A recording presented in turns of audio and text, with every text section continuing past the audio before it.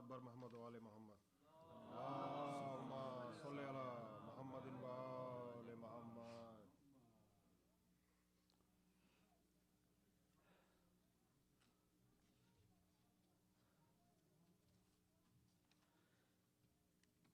एक सूरह फातिहा अरवाह मोमिनीन मोमिनात के लिए पढ़ दीजिए।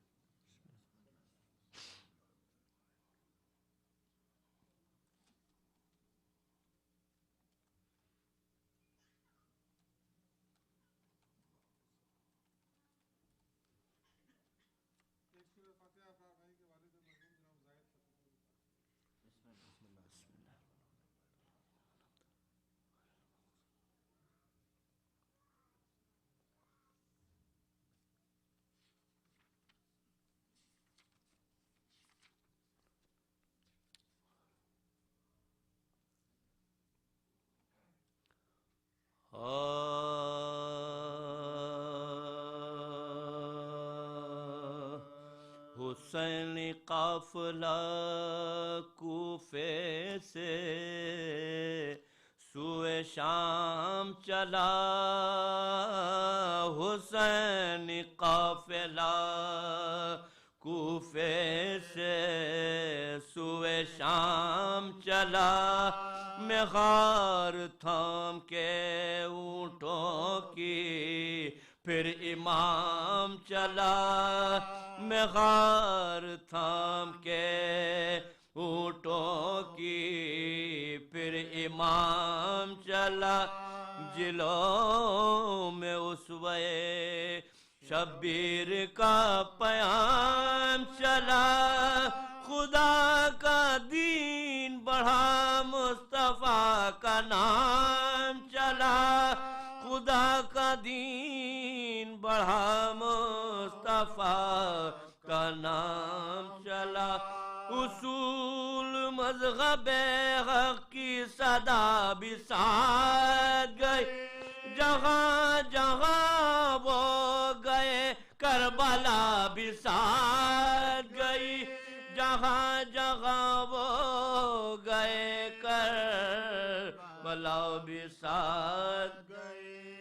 इधर से अहले गरम बेनकाब बे चादर पड़े थे, गर्द भरे बाल जिनके चेहरों, उधर से नेज़ों पे जलवा फिगर शहीदों के सर, और आगे नेज़ाए खूली पे खुद सरे सरवर, और आगे नेज़ाए खूली पे खुद सरे सरवर, हरम की सिमत से नजरों को यूं हटाता था कि वक्फे वक्फे से कुरान पढ़ता जाता था, कि वक्फे वक्फे से कुरान पढ़ता जाता था। इन्हीं बलाओं में जारी था काफिले का सफर, के चलते चलते रुका दफतन सरे सरवर, के चलते चलते रुका दफतन सरे सरवर, फिसल के गिर गया नेज़ा जमीन के अंदर, निकालते रहे जालिम निकल सका नमक, निकालते रहे जालिम निकल सका नमक, लाइन हो गए सब जमा शोर शर उठा, हजार चाह जमी से मगर न सर उठा, हजार चाह जमी से मगर न सर उठा, उठा के दुर्रा बढ़ा शिमर जानिबे बीमा, बिगड़ के बोला के क्यों है मरीज शोभ दकार, जमीन से क्यों नहीं उठता सरे रहे अबरार, उठाना सर तो बस अब तो गैर दुल्हों की माँ, उठाना सर तो बस अब तो है दूर दुल्हों की माँ। मरीज ने रुखे बेपीर की तरफ देखा, तड़प के फिर सरे शब्बीर की तरफ देखा, तड़प के फिर सरे शब्बीर की तरफ देखा, तड़प के फिर सरे शब्बीर की तरफ देखा। सरे हुसैन पुकारा के शिमरे बदगोहर, सकीना नाके से गिर कर तड़प रही है, वो फिर से होगी न जब तक सवार नाके पर, न सर उठेगा मेरा और न बढ़ सकेगा सफर, न सर उठेगा मेरा और न बढ़ सकेगा सफर। चलाना शिमर का बस रोकना पड़ा सबको, मरीज इमाम ने बढ़कर उतारा ज़ैनब को, मरीज इमाम ने बढ़कर उतारा ज़ैनब को। पुकारती हुई बच्ची को ज़ैनबे मुज़्ता, चली उधर को सकीना तड़प रही जिधर, करीब पहुंची तो देखा अजीब एक मन, के एक बीबी के जानू पे है सकीना का सर, के एक बीबी के जानू पे है सकीना का सर। वो बीबी बैठी है रुख पर नकाब डाले हुए, बदल रास्ता हुआ दिल मगर संभाले हुए, बदल रास्ता हुआ दिल मगर संभाले हुए, बदल रास्ता हुआ दिल मगर संभाले हुए।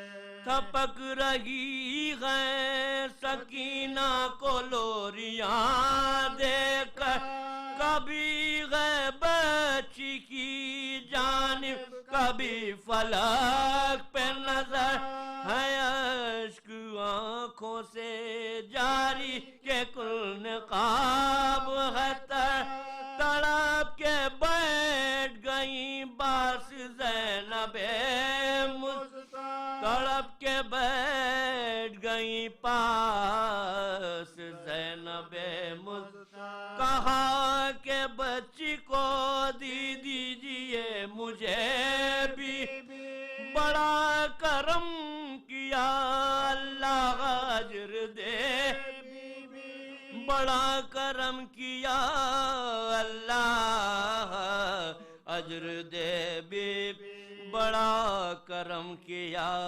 अल्लाह अजर दे बीबी। हुसैन काफिला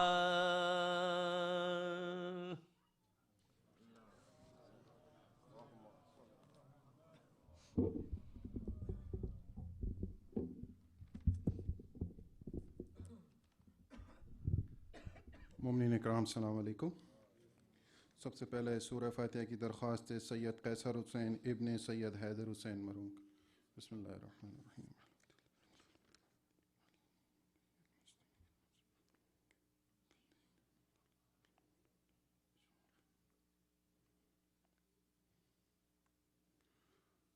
दुआए सेहत की दरख्वास्त है। कस्टोडियन ऑफ मासूम हमारे अकबर भाई की तबीयत नासाज है। वाक़ बीमार करबला अकबर भाई को और तमाम मुमिनीन मोमिनात जो बीमार हैं सेहत कामिला अता फरमा। कल बाद ख़त्म मजलिस लेडीज़ में ताबूत जनाब सकीना बरामद होगा। मासूम के प्रोग्राम के लिए मासूम की वेबसाइट www.masoom.com पे विज़िट करते रहें, वहाँ पे हमारी मोस्ट एक्यूरेट इंफॉर्मेशन होती है। कल यहाँ पे दोपहर 1 बजे ज़नानी मजलिस मासूम में मुनक़िद होगी। बाद ख़त्म मजलिस ताबूत बरामद होगा। ये मजलिस खाला जान की तरफ से है और उनकी तरफ से दरख्वास्त है कि ज़्यादा तादाद में ख़वातीन शिरकत फरमा कर जनाब फ़ातिमा को उनकी पोती का पुरसा दें। अल्लामा असद यावर साहब की मजालिस का सिलसिला जो मंगल से शुरू हुआ था, उनकी आखिरी मजलिस इतवार को होगी।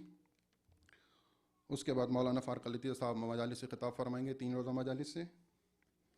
हमारा प्रोग्राम ठीक 7:30 बजे नमाज मगरिबैन के साथ शुरू होता है। मोमिनीन से गुजारिश है कि पाबंदी वक्त के साथ प्रोग्राम में शिरकत करें।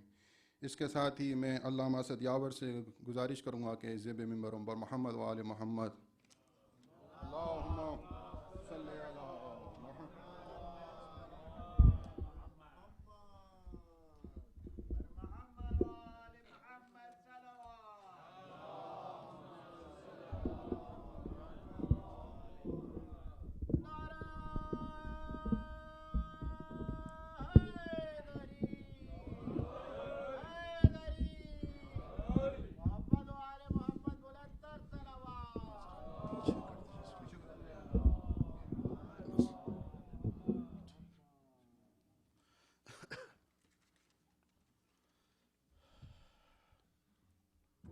फातिहा।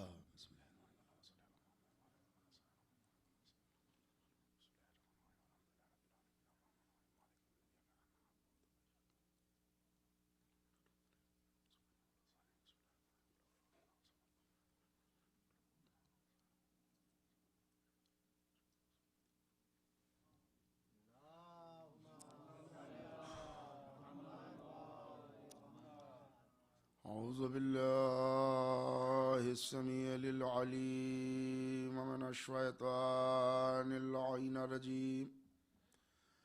बिस्मिल्लाहिर रहमानिर रहीम।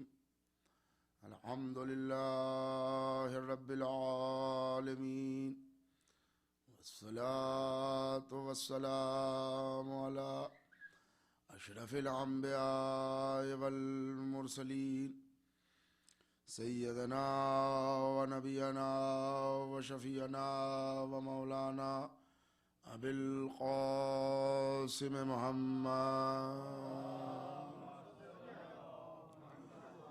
व आलिहि तय्यबीन अत्ताहिरीन अल मासूमीन अल मज़लूमीन वलानतुल्लाहि अला दाइहिम व क़तलतिहिम व गासिबी हुकूक़िहिम अजमईन मिन यौमिना हाज़ा इला क़याम यौमिद्दीन। अम्मा बाद फ़क़द क़ाल अल्लाहु तबारक व तआला फ़ी किताबिहिल मजीद वल फ़ुरक़ानिल हमीद वहुव अस्दक़ुस सादिक़ीन व क़ौलुल हक़।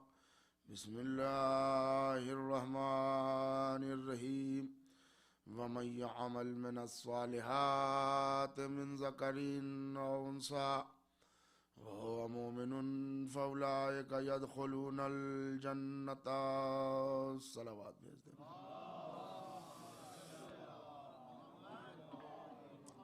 बिरादरान ईमानी व इस्लामी मुअज़्ज़ज़ काबिल क़द्र और वाजिबुल एहतराम सामीन मोहतरम, आए वाफ़ी हिदाया जो उन्वान मजलिस के तौर पर हदिया समात है, ये सूरह निसा की 124वें निशान की आयत है, जिसमें खल्लाक़ कायनात इरशाद फरमा रहा है कि जो भी नेक आमाल करेगा, शर्त ये, जो भी नेक आमाल करेगा चाहे वो मर्द हो या औरत, शर्त यह है कि वो साहिब ईमान भी हो, तो अल्लाह उसे बेखटक जन्नत में दाखिल कर देगा। अक़ीदे और अमल के मौजू पर हमारे और आपके दरमियान गुफ्तगू है, जिसका आगाज़ 2 या 3 दिन पहले हुआ और अभी जारी व सारी है कि मुसलमान के लिए, मोमिन के लिए और ख़ास तौर से मुहिब्बान अहले बैत के लिए ज़रूरत इस बात की है कि अमल हो तो साले हों और ईमान और अक़ीदा हो तो मजबूत हो।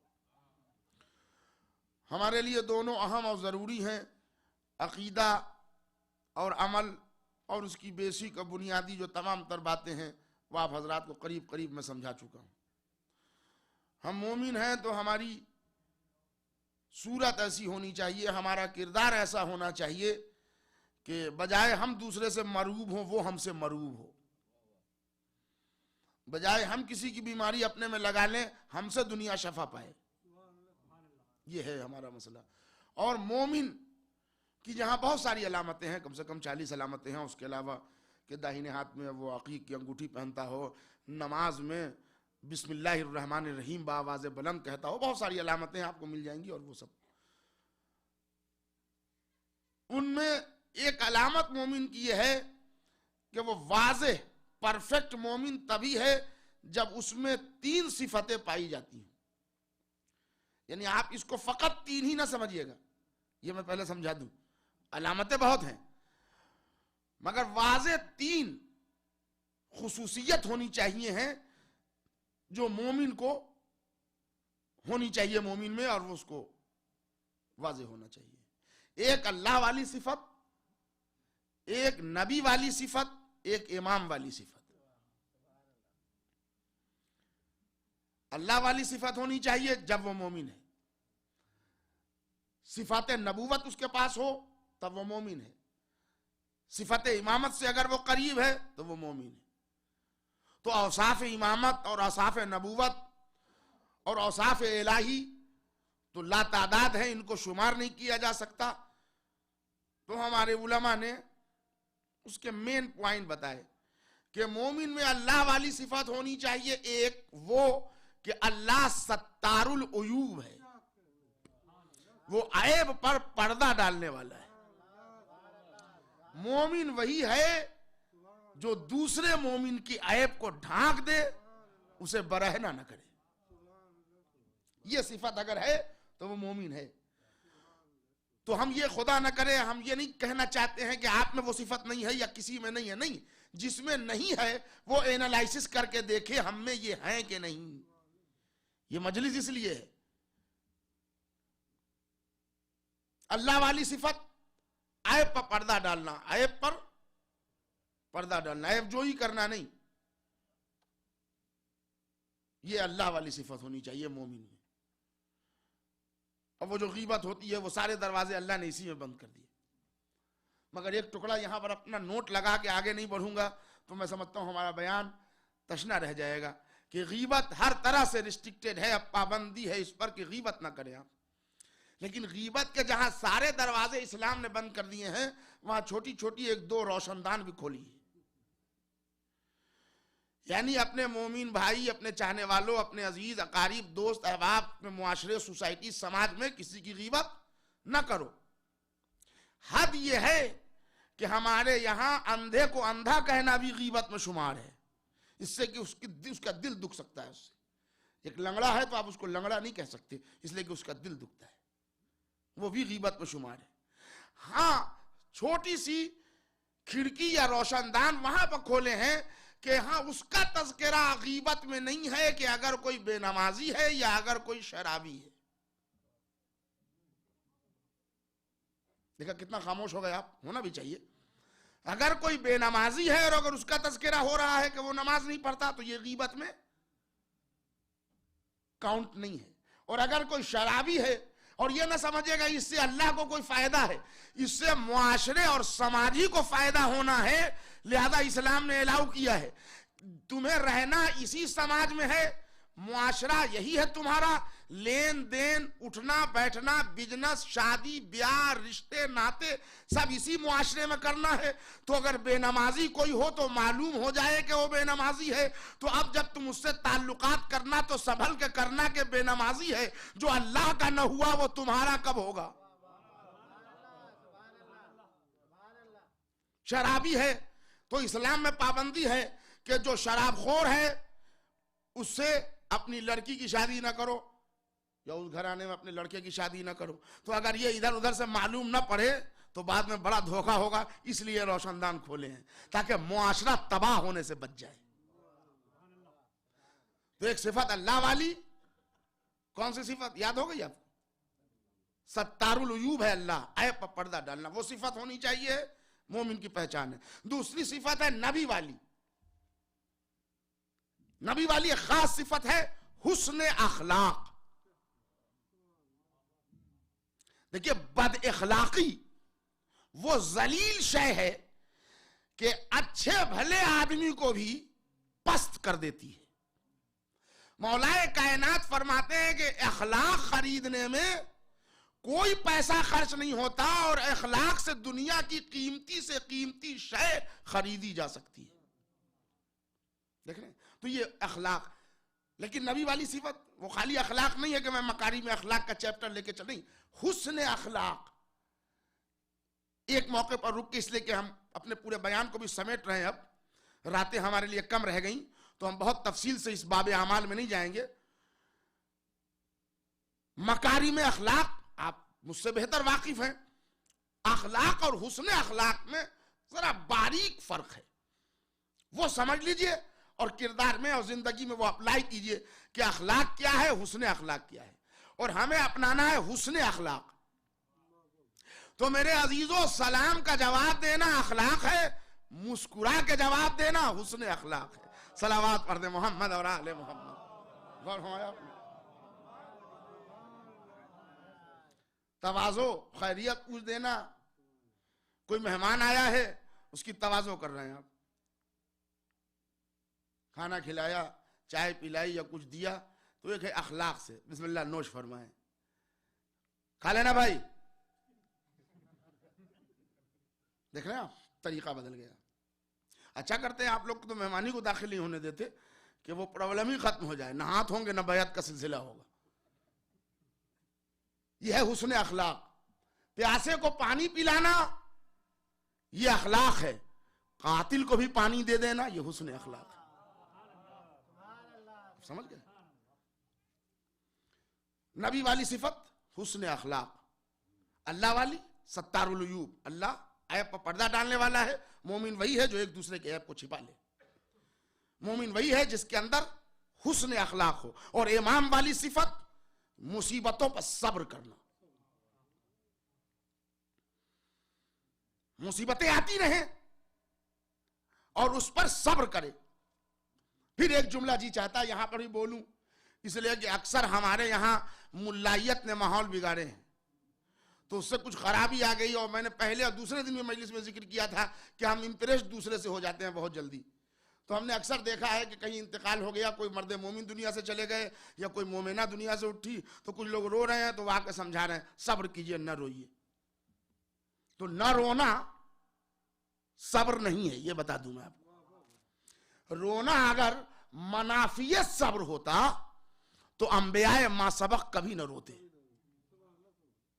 न रोइए, अच्छा साहब फला साहब का इंतकाल हो गया है, आप न रोइए, सब्र कीजिए। मैं ये कह रहा हूं कि अगर न रोइए तो क्या कर लीजिएगा, न कीजिए सब्र तो क्या कर लीजिएगा, वो उठ के तो बैठने वाला नहीं है। ये सब्र नहीं है। सब्र मजबूरी को नहीं कहते, सब्र फेले अख्तियारी को कहते हैं। मफहूम सब्र हमारे और आपके चौथे इमाम इमाम ज़ैनुल आबिदीन अलैहिस्सलातु वस्सलाम ने फरमाया कि सब्र का मफहूम यह है कि मुसीबतों के पहाड़ में लद जाए और उस आदिल हकीकी के लिए जबान पर एक मर्तबा भी लफ्ज शिकवा न लाए, हर आन अल्लाह से राजी बर रजा रहे और मुसीबतें झेलता रहे। यह है मेयार सब्र। खिलाफ मुसीबतों में खिलाफ खुदा कोई जुमला न निकालना, यह है सब्र। सब्र का मतलब ये इमाम वाली सिफत होनी चाहिए। बड़ा जल्दी थोड़ी सी बात में घबरा गए और ये हुआ, या अल्लाह हम तो ये करते थे। और अक्सर हम ये दुहाई देने लगते हैं, अभी अभी हमने मजलिस किया था और फला की तबीयत खराब हो गई, तो क्या मजलिस आपने इसलिए किया था? या अल्लाह भी नमाज पढ़े हुए 3 घंटा नहीं हुआ और ये हो गया। भाई नमाज एक अलग ड्यूटी है, वो आप अदा करते रहें। और ये कारोबार जिंदगी है, इसमें नशेब व फराज आते रहते हैं, उसको फेस कीजिए। तो इमाम ने जो बताया है तरीका कि हर मुसीबत पर सब्र करके गुजार लेना, यह दलील ईमान है, मोमिन की पहचान है। तो मैं मसाइब की मंजिल में बहुत अभी दूर है हमारे लिए, इमाम हुसैन अलैहिस्सलाम का वो टुकड़ा सुनाना चाहता हूं जो दफन असगर के बाद सर को बुलंद करके इमाम हुसैन ने टुकड़ा कहा है। वो तारीख में आज भी महफूज है। पूरा एक नौहा इमाम हुसैन ने पढ़ा कि मैंने ये किया, मैंने ये किया। आखिर में जुमला कहा, मेरे महबूब तूने ये भी देखा कि मैंने 6 महीने के बच्चे को दफनाया है अभी। और उसके बाद इमाम हुसैन का टुकड़ा है। आप तवज्जो सुनिए, मौला फरमाते हैं, मेरे महबूब तेरे इस बंदे पर तमाम तर मुसीबतें एक तरफ, लेकिन तेरी जाते रबूबियत पर हुसैन को भरोसा एक तरफ। ये हुसैन करबला में दरसे ईमान अता कर रहे हैं। एक सलावात पढ़ दे मोहम्मद और आले मोहम्मद। मेरे सरकार आप जरा तवज्जो देखिए, सलावात मैंने गलत कह दिया कहने को पढ़ने के लिए, इसलिए कि ये इतनी हौसला शिकन सलावात कि जिससे हम ही कमजोर पड़ जाएंगे कि या अल्लाह पढ़े कि ना पढ़े। क्या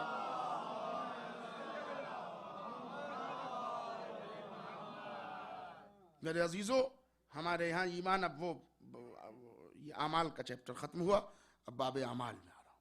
ईमान में हमारे लिए आमाल भी ज़रूरी है। ये मैंने इस साल से शुरू किया है। आप थोड़ी देर उस पर भी रोशनी डालें ताकि उनके मुंह भी बंद हो जाएं जो तुले हुए हैं कि मजलिस में हम कुछ लेके जाएं। हालांकि मैं सही तौर पर आपकी खिदमत में कह रहा हूँ, साहिबान इल्म बैठे हैं, आप उलमा से दरियात कर लीजिएगा, शोराए कराम बैठे हैं। मजलिस लेने के फलसफे को नहीं कहते, मजलिस देने का नाम है। मजलिस इसलिए नहीं है कि हम कुछ ले लें, मजलिस ये है कि बीबी जहरा को आंसू दें। सही फलसफा है मजलिस ये। अब ये एक अलग बात है कि अहले बैत का करम है कि जो वहां देने आता है 1000 गुना उससे ज्यादा लेके जाता है। लेकिन ये जो आपको लोग कहते हैं हम लेके नहीं उठे कुछ, तो आप लेने के लिए आए थे या मजलिस में देने को आए थे? अश्क, आंसू, गिरिया, फजाइल का सवाब, ये हम इसलिए आए थे कि हम बीबी जहरा को ताजियत दें, पुरसा दें, शरीक हों। तो अब मजलिस का मुतालबा यह है कि 2, मोमिनीन का मुतालबा है कि लो। अब ये 2 और लो कब तक चलता रहेगा, ये आप समझ लीजिए मेरे सरकार। तो मैंने ये सिलसिला भी शुरू कर दिया कि अब वो भी बात बंद रहे, इसलिए कि यहां रोज बरोज नए नए प्रॉब्लम्स पैदा हो रहे हैं और तमाम तर तारे आन बान के टूटती है मजलिस हुसैन में, और खास तौर से फजाइल अहले बैत पर। मेरे भाई, फजाइल अहले बैत ईमान के उस रुख को कहते हैं कि रसूल फरमाते हैं, ए अली, अगर पूरी दुनिया तेरी मोहब्बत पे एक हो जाती तो अल्लाह जहन्नम नहीं बनाता। आप अहले बैत को पढ़िए, जरा इत्मीनान से पढ़िए, अपनी किताबों में पढ़िए, औरों की किताबों में पढ़िए, आपको मिल जाएगा कि अली का किस्सा ऐसा नहीं है, मौला अली के फजाइल ऐसे नहीं है कि हमने सुना, इंजॉय किया और चले गए। नहीं, पूरी इस्लामिक टर्मिनोलॉजी जाते अली में सिमटी हुई है। आमाल तोले जाएंगे तो महशर में किस तराजू पर आमाल तोले जाएंगे? वो जो शेखैन ने बताए हैं कि 3 पल्ले की तराजू होगी और उसमें वो डंडे लगे होंगे और उसमें वो होगा और वो होगा, उस पर अमाल तोले जाएंगे।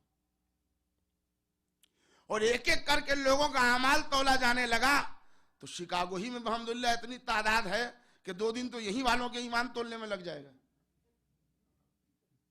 और नमाज और रोजे और हज और ज़कात और खुम्स, वो सब सारे अमाल तोले जाएंगे और बुराइयां भी जमा की जाएंगी तो बड़ा टाइम लग जाएगा। तो एक शख्स ने रसूलुल्लाह से पूछ ही लिया कि या रसूलुल्लाह, ये महशर में जो अमाल तोले जाएंगे उसमें तो बड़ा टाइम लग जाएगा। तो रसूल मुस्कुराए के ले बैठ जाओ, जवाब दिए दे रहा हूं। वो बैठ गया। थोड़ी ही देर अभी गुजरी थी कि तारीख ने अपनी आंखों से देखा कि दरवाजा मस्जिद से मौलाए कायनात अली इब्न अबी तालिब अलैहिस्सलाम दाखिल हुए।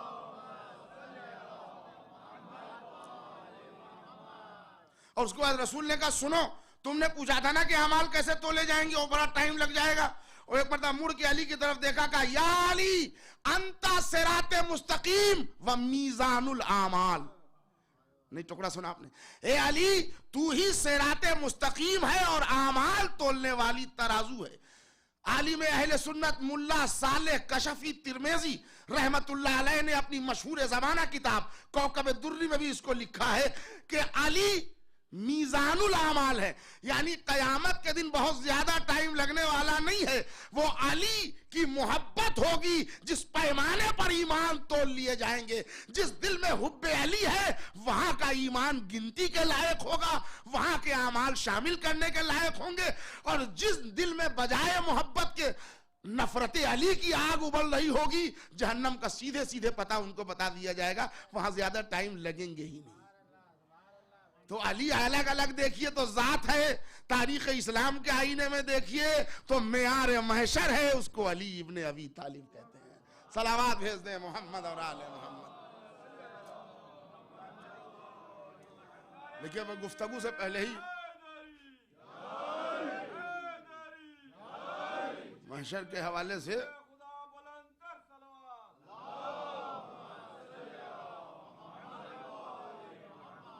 अभी अबरार भाई पढ़ रहे थे तो मुझे ये शेर याद आए थे, और अभी महशर का जिक्र आया तो जनाब नैयर सिरसिवी के दो शेर याद आ गया। आरिफ भाई देखिए वो महशर के हवाले से आजिज़ी पेश करता है।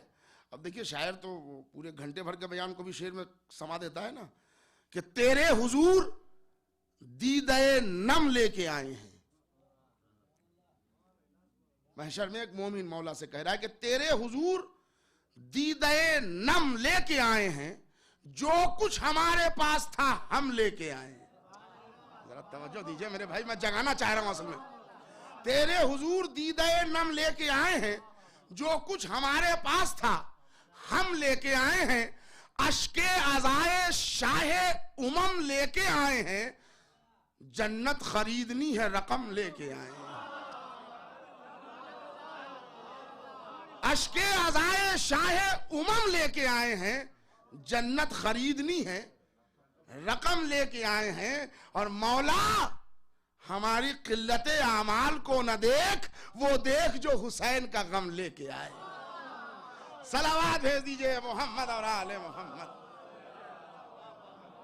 मौला हमारी किल्लते आमाल को न देख, वो देख जो हुसैन का गम लेके आए। तो ईमान का हमारे यहाँ जो फलसफा है उससे हमारे अपने लोग कभी कभी मुतमईन नहीं होते। तो मजलिस उन्हीं जड़ों को मजबूत करने के लिए, और उसमें आबियारी का नाम है मजलिस। और ये मैं अपनी तरफ से नहीं पढ़ रहा हूं, एक किताब है बलागतुल हुसैन, उसमें मौला इमाम हुसैन के खुतबात जमा है। आप कभी उसको पढ़िए, आपको वो टुकड़ा मिल जाएगा। बलागतुल हुसैन में इमाम हुसैन अलैहिस्सलाम फरमाते हैं कि हमारे किसी चाहने वाले को अगर किसी बदमजहब और बदअकीदा ने शक में मुब्तला कर दिया है, जरा टुकड़े सुनना।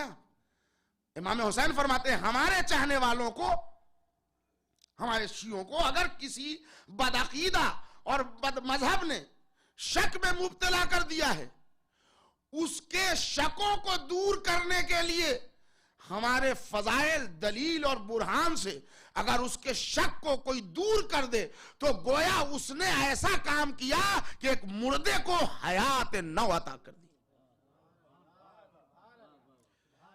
चलिए मजलिस का एक फायदा और उभर के आ गया।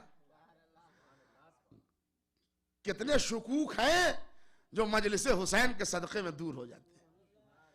हम क्या सोच के आए थे, क्या से क्या मामला हुआ। मेरे अजीजों, मजलिस इसलिए नहीं है कि हम किसी को बुरा भला कहें, और मजलिस इसलिए भी नहीं है कि हम आए जो जी में आया पढ़ दिया, पढ़ के चले आए। मजलिस असास है ईमान और अमल है, और ईमान के जो तरीके हैं वो ये हैं। अब वो इंटरनेट पर मजलिस जा रही है, पूरी दुनिया में मजलिस सुनी जाए, तो हम तो चाह ही रहे हैं कि सुनी जाए, इसलिए कि पूरी दुनिया में ईमान फैले। ईमान के जो तरीके हैं वो सुनिए भाई, तवज्जो का तालिब, जहां जहां आवाज पहुंच रही है। हमारे यहां जो ईमान के तरीके हैं, ये मैं फिक़े जाफरिया के कानून के तहत गुफ्तगू कर रहा हूं, फिरका इमामिया, कि हमारे यहां खाली अल्लाह को मान लेने से काम नहीं चलता। इसलिए कि एक अल्लाह को मान लेना अगर काफी होता तो रसूलुल्लाह इतनी कुर्बानी ना देते। इसलिए कि वो अरब तो मानने को तैयार ही थे, वो तो 360 मान रहे थे, एक को और मान लेते 361 होते। नहीं, जरा तवज्जो दीजिए, मैं असल में लाना कहां चाह रहा हूं। आप सो गए? जगह भाई वो तो कह रहे थे, उनको एक खुदा मान लेने में जहां इतने लोग मान रहे थे वहां एक दो और बढ़ा दिया जाता तो उसमें कोई प्रॉब्लम, कोई जहमत उनको नहीं था। असल जो जहमत थी वो ये थी कि रसूल ये कह रहे थे कि ये जो तुम्हारे बनाए हुए हैं ये खुदा नहीं है। या अय्युहन्नास उब्दू रब्बकुमुल्लज़ी खलक़कुम, आए लोगों उसकी इबादत करो जिसने तुम्हें खल्क किया है। अल्लज़ी उब्दू रब्बकुमुल्लज़ी खलक़कुम, उसकी जिसने तुम्हें खल्क किया है। और ये सब कुछ नहीं है। बुत, लात, मनात, उज्जा, होबल, ये जो भी है ये सब खिलाफ खुदा एक तसव्वुर है। तो खाली मान लेना होता है एक अल्लाह को तो वो मानने को तैयार थे, मगर ये कि इनको ठुकराओ और एक को मानो, ये जहमत हुई उनके लिए। सिलसिला बात पहुंचा पा रहा हूं? तो खाली ला इलाहा इल्लल्लाह कहेंगे तब कबूल है। ला इलाहा इल्लल्लाह यानी पहले यह कि नफी हो कि हम किसी को माबूद नहीं मान रहे हैं तेरे सिवा। यानी अल्लाह ने बिलीफ, फेथ और ईमान के तरीके बताए कि दिल में अगर वहदानियत को जगह दे रहे हो तो यहां के बनाए हुए को पहले हटाओ। जब अल्लाह का मानना कम, अब नबी को माना, कल हम नबी को मानेंगे, हम किसी को क्यों बुरा भला कहें? ये रसूलुल्लाह का मैटर था कि अबू लहब का मामला तो उनका था, हमको क्या मतलब अबू लहब से? ये तो उनका किस्सा था ना रसूलुल्लाह का। क्या सुन रहे हैं आप? ये तो रसूलुल्लाह से उलझ जाता था, वो अकीदे आखिरत पर लड़ गया और उस पर मौत हयात पर लड़ गया और उसके बाद यहां तक लड़ा कि अल्लाह मियां को भी गुस्सा आया और उसके बाद खुल्लम खुल्ला नाम लेके कुरान में सूरा दे दिया और उसका नाम भी ले लिया, वो क्लियर कट हो गया। और हम ये कहें कि नहीं हम तो भाई बहुत सीधे साधे हैं, छीले छाले हैं, भोले भाले, हम भला क्यों बुरा भला कहें? तो फिर आप कुरान ही क्यों पढ़ रहे हैं? कुरान में तो अबू लहब को बुरा कहा गया है। भाई हम तो आदम को झुक रहे हैं ना, हम तो आदम की ताजीम कर रहे हैं, शैतान से हमारा क्या वास्ता? देखिए ईमान की जड़ें फकत आदम को मान लेना नहीं है, अपने को शैतान से बचाए रखने का नाम आदम को मानना है। तो अगर नबूवत पर बिलीव है तो जो दुश्मनान नबूवत हैं उनसे नफरत जब तक नहीं करेंगे नबूवत का मानना काम नहीं आएगा। अच्छा, और हमारे यहां मामला तौहीद के बाद नबूवत और नबूवत तक मामला रुकता नहीं। इसलिए नहीं रुकता कि कुरान रुकने नहीं देता। अतीउल्लाह व अतीउर रसूल व उलुल अम्र मिनकुम, इताअत करो अल्लाह की, रसूल की और साहिबान अम्र की। तो कुरान भी बता रहा है कि कोई और है रसूल के बाद। इन्नमा वलियुकुमुल्लाहु व रसूलुहु वल्लज़ीना आमनुल्लज़ीना युकीमुना सलात व यूतूना ज़कात व हुम राकिऊन। तुम्हारा वली अल्लाह है, रसूल है और वो बुजुर्ग जो ईमान ला के हालत रुकू में ज़कात दे। तो कुरान ही का डायरेक्शन ये है कि ईमान फकत नबूवत तक रुक जाने का नाम नहीं है, नबूवत से आगे बढ़ने का नाम है। और वो आगे बढ़ा के रसूलुल्लाह ने क्लियर कट बता दिया गदीर में कि अब नबूवत के बाद इमामत का सिलसिला शुरू होगा। कुछ लोग बेचारे घबरा के कहते हैं कि हजरत अली का नाम क्लियर नहीं हुआ, आपका दिमाग क्लियर नहीं है, इससे बेहतर क्लियर कट और रसूल क्या कहते। इसलिए कि नबी कोई बादशाह तो थे नहीं कि वली अहदी की वसीयत कर देते, वो थे रसूल और रिसालत का एक्सटेंशन मुमकिन नहीं था। अब उसके बाद सिलसिला इमामत का होने वाला था तो मौलाहियत का ऐलान कर दिया, और मन कुन तो मौला हो फ़हाज़ा अलीउन मौला। अब इससे ज्यादा क्लियर कट किया और क्या तवक्को रखते हैं आप? कोई मौला के एक माना वो भी है। मैंने कहा तो आप दूसरे से क्यों इंप्रेस हो रहे हैं?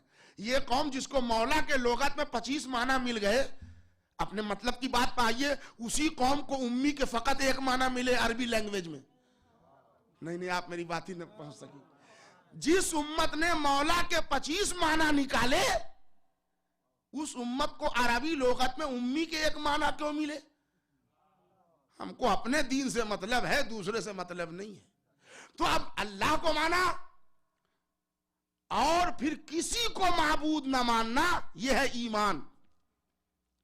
फिर नबी को मानना, नबी के मध्य मुकाबिल जो दुश्मन आ जाए उसका इनकार करना, उससे नफरत करते रहना और नबूवत पर ईमान रखना, यह है ईमान। अब नबूवत के बाद सिलसिला इमामत है। जो अल्लाह ने इमाम बनाया, नबी ने इमाम बताया, अब उसको मानते रहना फकत ईमान नहीं है। जो दुश्मने इमाम है उससे बचते रहना, उससे नफरत करते रहना और इमाम पर यकीन रखते रहना, यह नाम है ईमान। आप समझ रहे हैं मेरी बात? तो ये न किसी को खफा होने की बात है, इसमें न गुस्सा होने की बात है, न बिगड़ने की बात है। अल्लाह को मानेंगे, अल्लाह के दुश्मन को नहीं मानेंगे, नबी को मानेंगे, नबी के दुश्मन को नहीं मानेंगे, इमाम को मानेंगे, इमाम के दुश्मन को नहीं मानेंगे। और इसमें पूरी उम्मत मुस्लिमा मुत्तफिक है कि दुश्मन इमाम को नहीं मानेंगे। चांची आप जरा देख लें, जो अक्सर तारीख में खेल हुए हैं, एक खेल यहां भी हुआ। आप कहिए कि आप, हाँ साहब बिल्कुल हसन हुसैन को हम भी मानते हैं, और देखिए हम यजीद को बुरा भला कहते हैं। खाली यजीद को बुरा कह लेना हुसैन के मानने की दलील नहीं है, जब तक पूरी यजीदियत के समाज से नफरत न हो। हुसैन यजीद के खिलाफ नहीं उठे थे, माफ कीजिएगा, पूरी यजीदियत के खिलाफ हुसैन सदा इत्तेजाज है। तो अब मैं क्या बताऊं, मैं तो वकील लोग इसको जानते हैं और जो कोर्ट कचहरी के आदमी हैं, कि अक्सर ऐसा होता है कि जब मामलात में कई लोग फंस जाएं और मामला क्लियर न हो, तो ये कहा गया कि साहब ये कि सबको अगर बचाना है तो एक दो को तो फंसाना पड़ेगा इसमें। तो वकील ने कहा कि देखिए साहब, अब हमारी जितनी जीरा और जितनी बहसें थी सब खत्म हो गई, अब ये 50 जो आदमी है सबको सजा होगी 10-10 साल की। हम अब कुछ नहीं कर सकते, इसलिए कि अब जो हाकिम है वो जज है, वो अगले में फैसला ही सुना देगा। उन्होंने कहा वकील साहब कुछ तो इंतजाम कीजिए, कुछ बच जाए। तो उन्होंने कहा एक सूरत है, एक ट्राई हम ले सकते हैं कि इनमें के 2-3 को अगर पूरा बर्डन ऑफ प्रूफ लाद के उन पर पूरी जिम्मेदारी लाद दें, तो हो सकता है कि 40-47 को हम आगे निकाल लें। वकील लोग बहस करके होते हैं, जो 3 उसमें ज्यादा बेवकूफ होते हैं, 2-3 सब उन पर बोझ लाद के बाकी लोगों क्लियर निकालते हैं। तारीख़ इस्लाम ने यही खेल खेले हैं, मुल्कियत ने यही खेल खेले हैं कि इमामत और नबूवत के खिलाफ कई लोग थे, बहुत से लोगों को खताए इज्तिहादी के संदूक में बंद करके सेव कर लिया और पूरा बर्डन ऑफ प्रूफ एक यजीद पर लाद दिया। नहीं समझिए आप, देखिए हम अपने फिक़े का बायोडाटा समझा रहे हैं, और हमारा जो एहतजाज है वो सिर्फ यही है कि अगर यजीद से नफरत है तो फिर यजीदियत से नफरत हो। अगर हुसैन से मोहब्बत है तो हुसैन ने क्या किया, कहा दीन बचाया। तो हुसैन ने जब दीन बचाया तो इसका मतलब हुसैन दीन के रहनुमा तय है, कहा बिल्कुल तय है। तो फिर करबला के बाद जब हुसैन ने बेदार जहनियत कर दी, सोए हुए को जगा दिया, तो फिर करबला के बाद किसकी बैयत हुई? सवाल ये है। लेकिन ये समझा देने से कि हम तो यजीद को नफरत करते, वो देखिए वो बहलाने की बातें हैं। इसलिए कि हमने तो बचपने में अक्सर ऐसा देखा है। आप ये समझ लीजिए, एक छोटी सी मिसाल दे रहा हूं, शायद आप हमारे साथ हो जाए इस मिसाल में।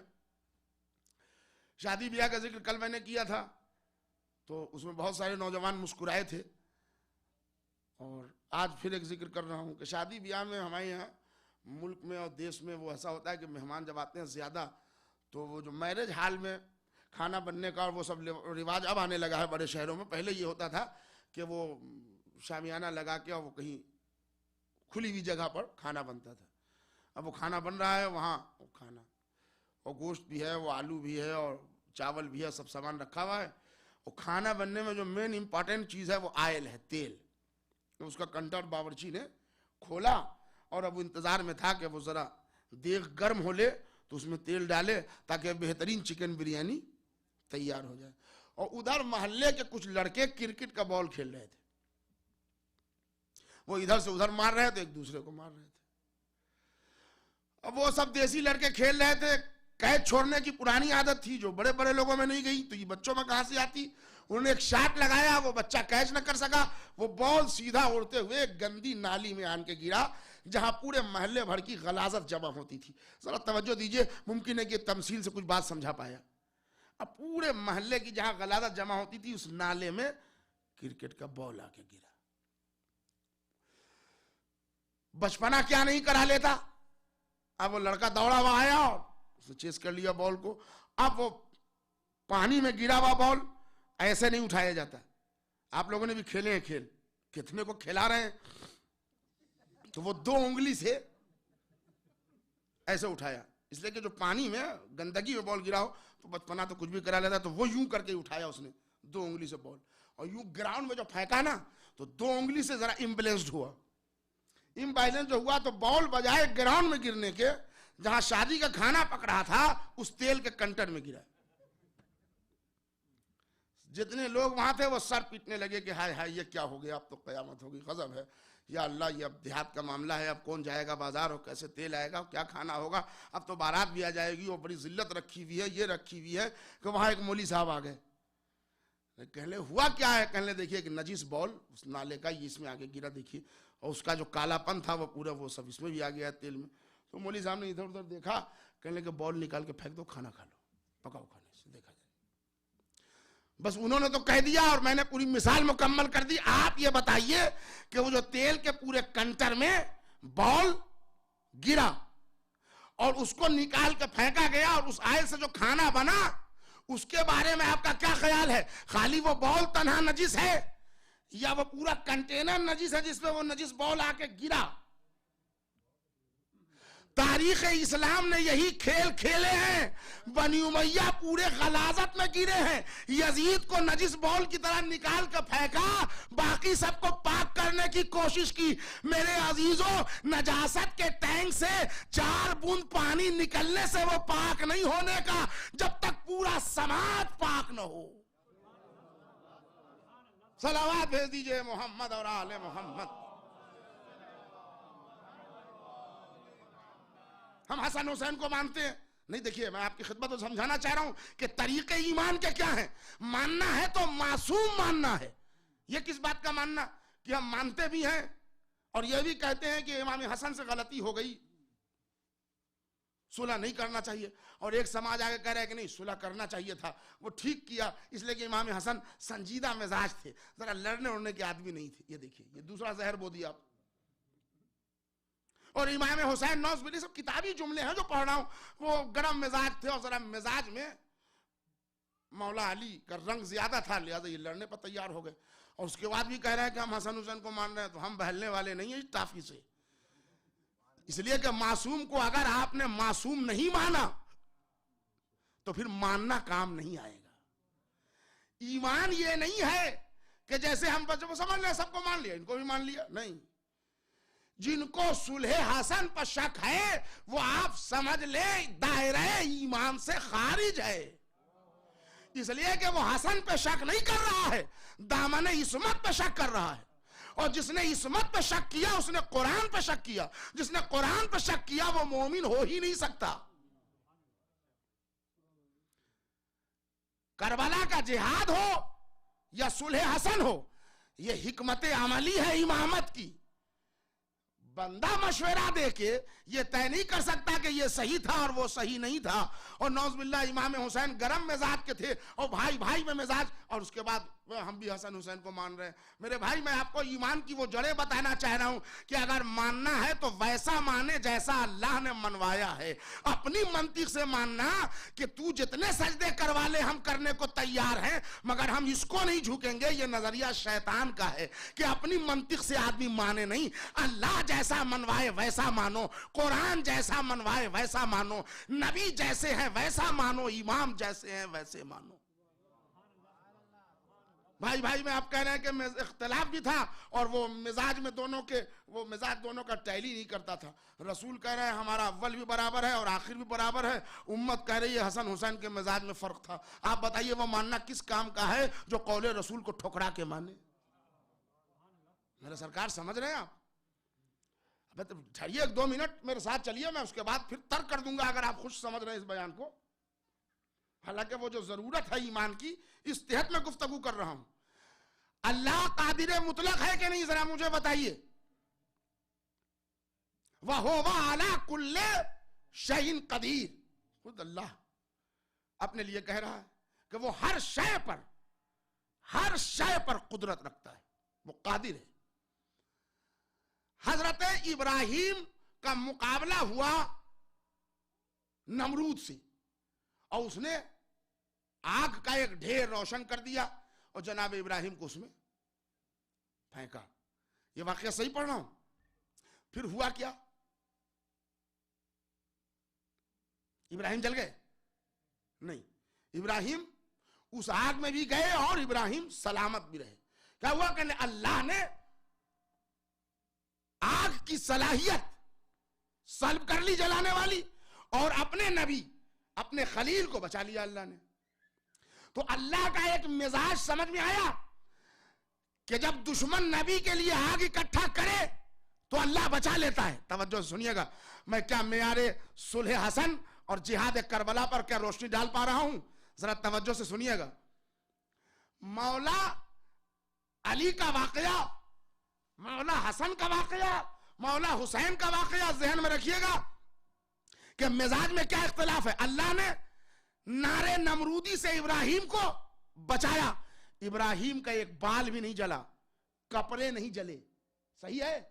आइए जरा इसी कुरान से पूछें कि हजरत मूसा आग के गोला से क्यों जले। जरा आप तवज्जो से दीजिए, सुनिए मैं क्या कहना चाह रहा हूं। वो अल्लाह जो हर शय पर कुदरत रखता है, जो कल परसों आग के पूरे ढेर को ठंडा कर चुका, वो एक गोले को ना बुझा पाया। ऐसा मिजाज बदल गया परवरदिगार तेरा। और अगर मिजाज बदला नहीं तो मूसा का हाथ भी जला, जबान भी जली, यदे बैजा भी दिया, कलीमुल्लाह भी बनाया। तो मेरे अल्लाह क्या हुआ तेरे मिजाज को? तूने नारे नमरूदी से इब्राहिम को तो बचा लिया और एक आग के गोले से मूसा को न बचाया। उलमा जवाब देंगे नहीं, ये हिकमत अमली है हिफाजत नबूवत के लिए, मिजाज का बदलाव नहीं है। बाजीजों हिफाजत के लिए हिकमत अमली अख्तियार की जाती है। हसन हुसैन किसी जात का नाम नहीं है, ये इमाम मुबीन थे। इमाम का काम हिफाजत दीन करना है, चाहे सुलह हो चाहे जिहाद, ये हिफाजत दीन की हिकमत अमली है, मिजाज में खराबी नहीं है। सलावत भेज दीजिए मोहम्मद और आले मोहम्मद। लेकिन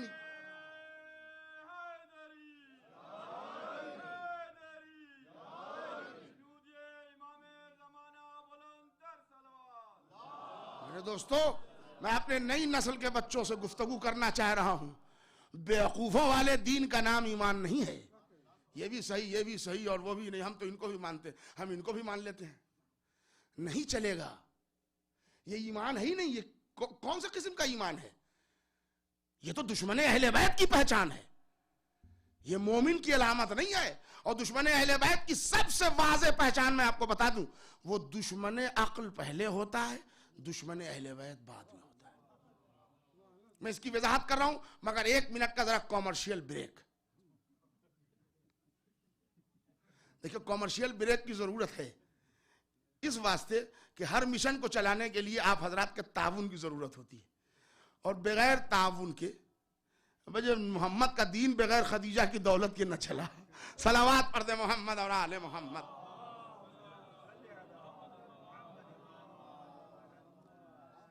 ये देखिए, ये चादर घूम रही है, ये समझ लें कि आपको ये मौके फराहम है कि खिदमत आज़ा में आप शरीक होइए जितना भी हो सके इसमें, और हम मजलिस भी जारी रखेंगे। आप अपने अपने वॉलेट खोल लें, निकालते भी रहें और गुफ्तगू भी सुने। एक सलावात पढ़ दे मोहम्मद और आले मोहम्मद।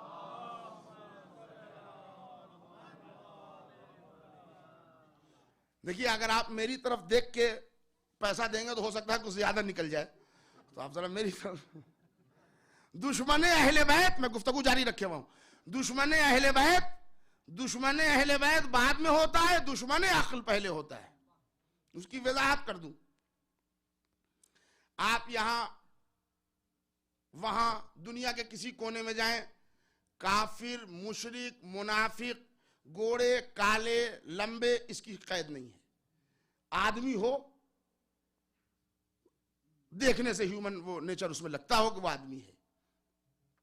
यहूदी है, ईसाई है, हिंदू है, किसी से भी जाएं आप, जाके पूछें कि ये 2 आदमी लड़ रहे हैं, इनके बारे में आपका क्या ख्याल है? तो वो लड़ते हुए को दो को देख के बता देगा एक गलत है एक सही है। सही कह रहा हूं आपसे, चाहे यहूदी से पूछ ले, ईसाई से पूछ ले, बता देगा वो कमजोर है, वो बढ़ बढ़ के हमला कर रहा है, और ये बेचारा सीधा साधा जवाब नहीं दे पा रहा है, तो वो चढ़ा हुआ है, वो आपको बता देगा। आप छोड़िए, पूरी दुनिया में जो बेवकूफी में जरबुल मसल माने जाते हैं सरदार जी, इनसे पूछ लीजिए कि भाई ये जो दो लड़ रहे हैं इनके बारे में क्या ख्याल है, तो वो बता देगा थोड़ी देर के बाद कि नहीं ये सही है ये गलत है। आप जरा मेरी तरफ मुतवज्जे हैं, मैं क्या कहना चाह रहा हूं। दुश्मन अक्ल होता है दुश्मन अहले बैत, यानी जी शऊर आदमी इतना जरूर बता देगा कि जो दो लड़ रहे हैं तो दोनों हक पर नहीं लड़ सकते, एक सही है एक गलत है।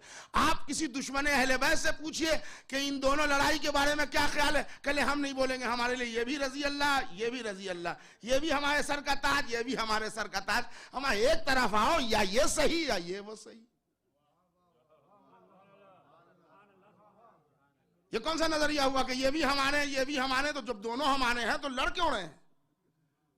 लड़ने का मतलब एक दूसरे से। मेरे अजीजों, ईमान कोई समझ में बात ना आए पूछ ले आदमी, समझ ले। ईमान के समझने में कोई दुश्वारी नहीं है। बाबे आमाल में अक्ल का इस्तेमाल नहीं किया जाता, बाबे ईमान में बगैर अक्ल के ईमान कबूल ही नहीं है।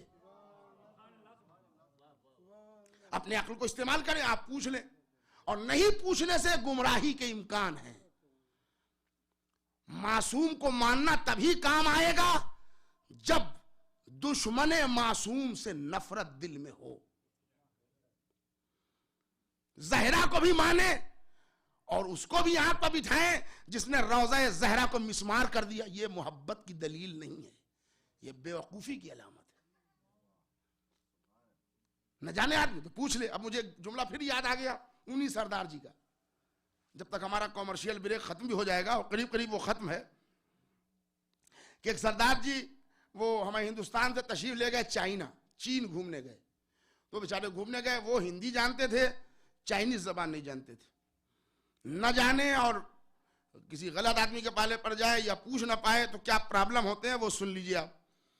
अब वो बेचारे गए घूमने चीन, तो उनका इंटरप्रेटर जो था वो चाइनीज जबान में ट्रांसलेट करके समझाता था कि ये है ये वो है, यहाँ देखा वहाँ देखा, हर जगह वो देखते रहे।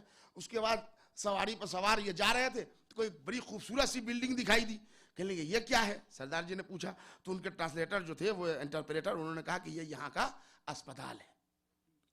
कहने अरे अस्पताल इतना खूबसूरत? हमारे यहाँ का अस्पताल तो ऐसा होता है कि मरीज देख ले अगर पहले तो इंतकाल कर जाए, ये बड़ा खूबसूरत अस्पताल, जरा हम इसको भी देखेंगे। कहले आओ चलो देख लो।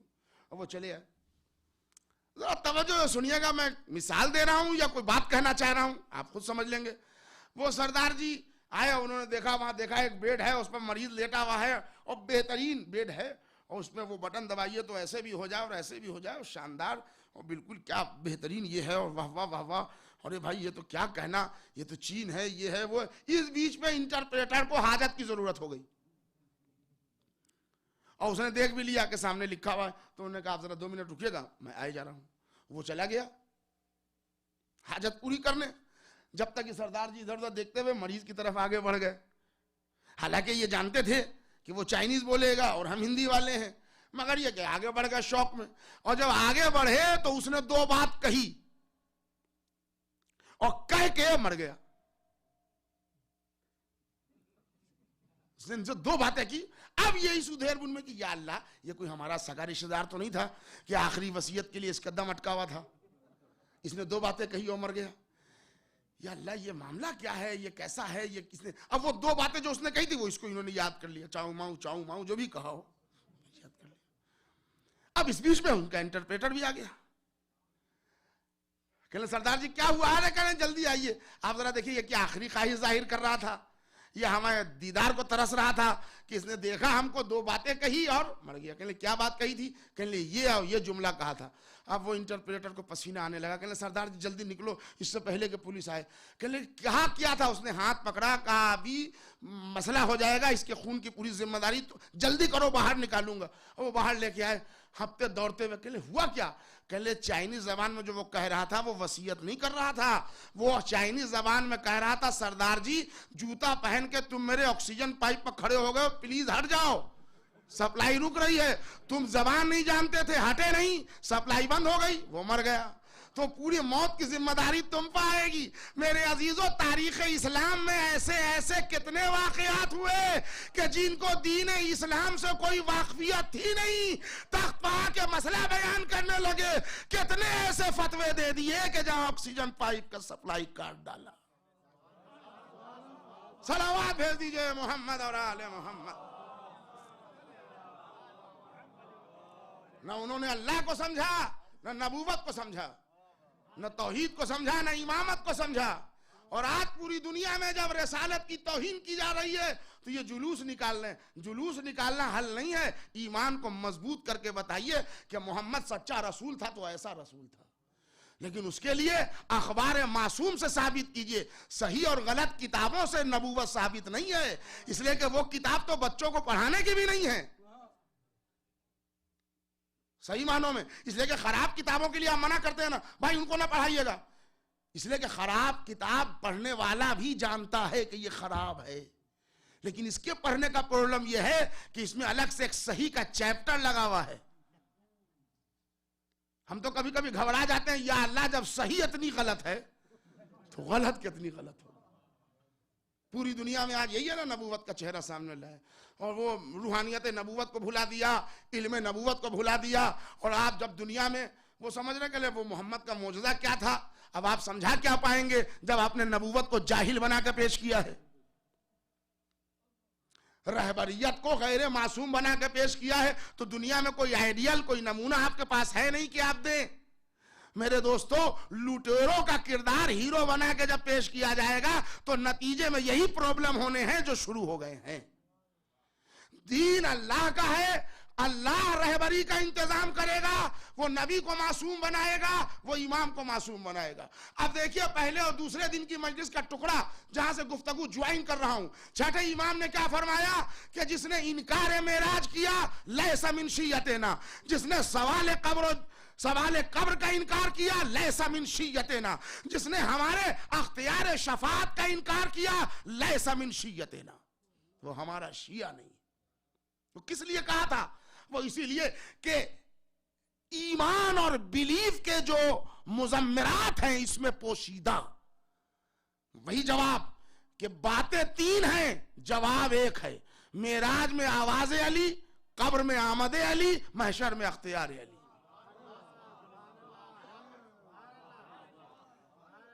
तो नबूवत की बुलंदी भी आपको गवारा नहीं है। इनकारे मेराज आज तक किए बैठे हैं कि जिस्म कहां गया था, वो तो रूह गई होगी, तो रूह गई थी और जिस्म नहीं गया था। जिस्म जंजीर दर कैसे हिलती रही और बिस्तर की गर्मी कैसे बरकरार रही और वजू का पानी। अब आप लिख भी रहे हैं अपनी तारीख में, प्रॉब्लम देखिए आप। बिस्तर गर्म रहा, जंजीर दर हिलती रही, वजू का पानी बहता रहा, और हमारे और आपके नबी आखिरुज़्ज़मा काबा कौसैन व अदना की मंजिल से होके चले भी है। सवाल यह है कि हमारे छठे इमाम ने जब कहा है कि जिसने इनकार मेराज किया वो हमारा शिया नहीं है, तो इस पर गौर कीजिए, इसमें मामला कुछ और अहम है। मेराज असल में फजीलत अहले बैत का एक बहुत बड़ा समंदर है। मेराज मेहमानी है मोहम्मद की नूर ज़हरा के लिए। नहीं समझे मैं क्या कहना चाह रहा हूं? ए मोहम्मद, पूरा दीन, पूरा कुरान जिब्रील से भेजूंगा, मगर मामला नूर सैयदा का है, लिहाजा जहमत करके आना पड़ेगी। और एक सेब के जरिए नूर ज़हरा दिया। अब इससे अंदाजा लगाएं अजमत ज़हरा कि जिसके नूर को लेने के लिए मोहम्मद जैसे हबीब को भी जाना पड़ा। और जब इस रवायत से अज़मत ज़हरा का अंदाजा दिलो दिमाग में उभर जाए, तब तसव्वुर कीजिए ये फर्श अज़ा कितनी बावकार है कि नूर ज़हरा लाने मोहम्मद जाता है, आंसू लेने ज़हरा फर्श पर आती है।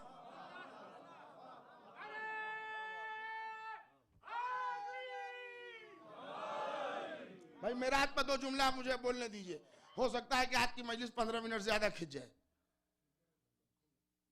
तो वो तो मैंने पहले ही दिन वादा किया था कि अगर आज 15 मिनट ज्यादा खिंच जाए तो कोई मसला नहीं, कल तो स्कूल बच्चों को जाना नहीं है। क्या इजाजत है आपकी? फर्श अज़ा की एक बरकत आ गई तो, और हमारे आरिफ भाई हैं तो मुझे इनको देख के जरा कुछ और शेर याद आ रहा है। नैयर सिरसिवी के बड़े खूबसूरत शेर हैं फर्श अज़ा में, रसूल जो आके बैठते हैं। कल की मजलिस में बहुत सारे लोग थे जो मैंने कहा खाक पड़ गई थी, जो नबूवत दिखाई नहीं देते मजलिस में कि रसूल हैं कि नहीं, फातिमा है कि नहीं ज़हन में। अब सुनिए क्या खूबसूरत मिसरे नैयर सिरसिवी कहता है, दुनिया में नहीं कोई 72 के बराबर। शेर सुनिए मेरे भाई, अगर जग के सुनिएगा तो जरा हौसला बढ़ेगा। दुनिया में नहीं कोई 72 के बराबर, हैं छोटे बड़े और बराबर के बराबर। दुनिया में नहीं कोई 72 के बराबर, हैं छोटे बड़े और बराबर के बराबर। लाशों पर खड़े हो के भी कुछ अक्ल के दुश्मन कद अपना समझने लगे हैदर के बराबर।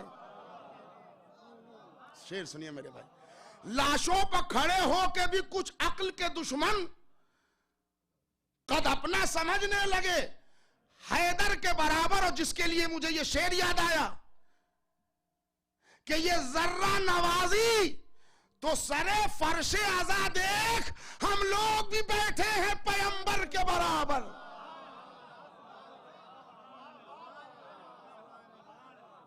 ये जर्रा नवाजी,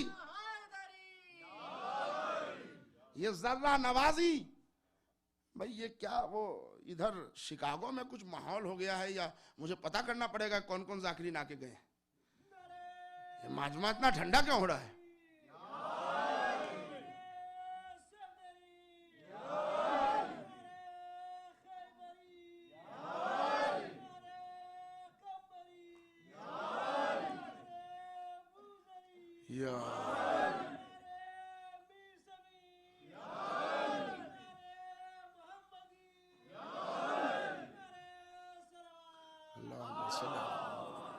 बताओ जो फरमाइएगा।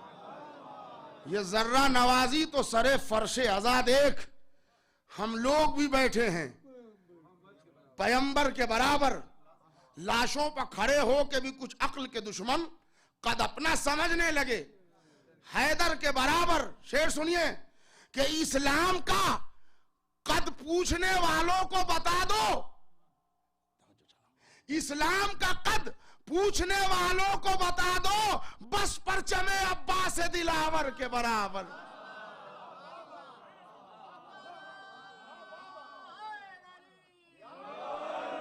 इस्लाम का कद पूछने वालों को बता दो, बस परचमे अब्बास दिलावर के बराबर। खुश कितनी नजर आती है कुरान की आयात, बैठी हूं अगर मिधते हैदर के बराबर।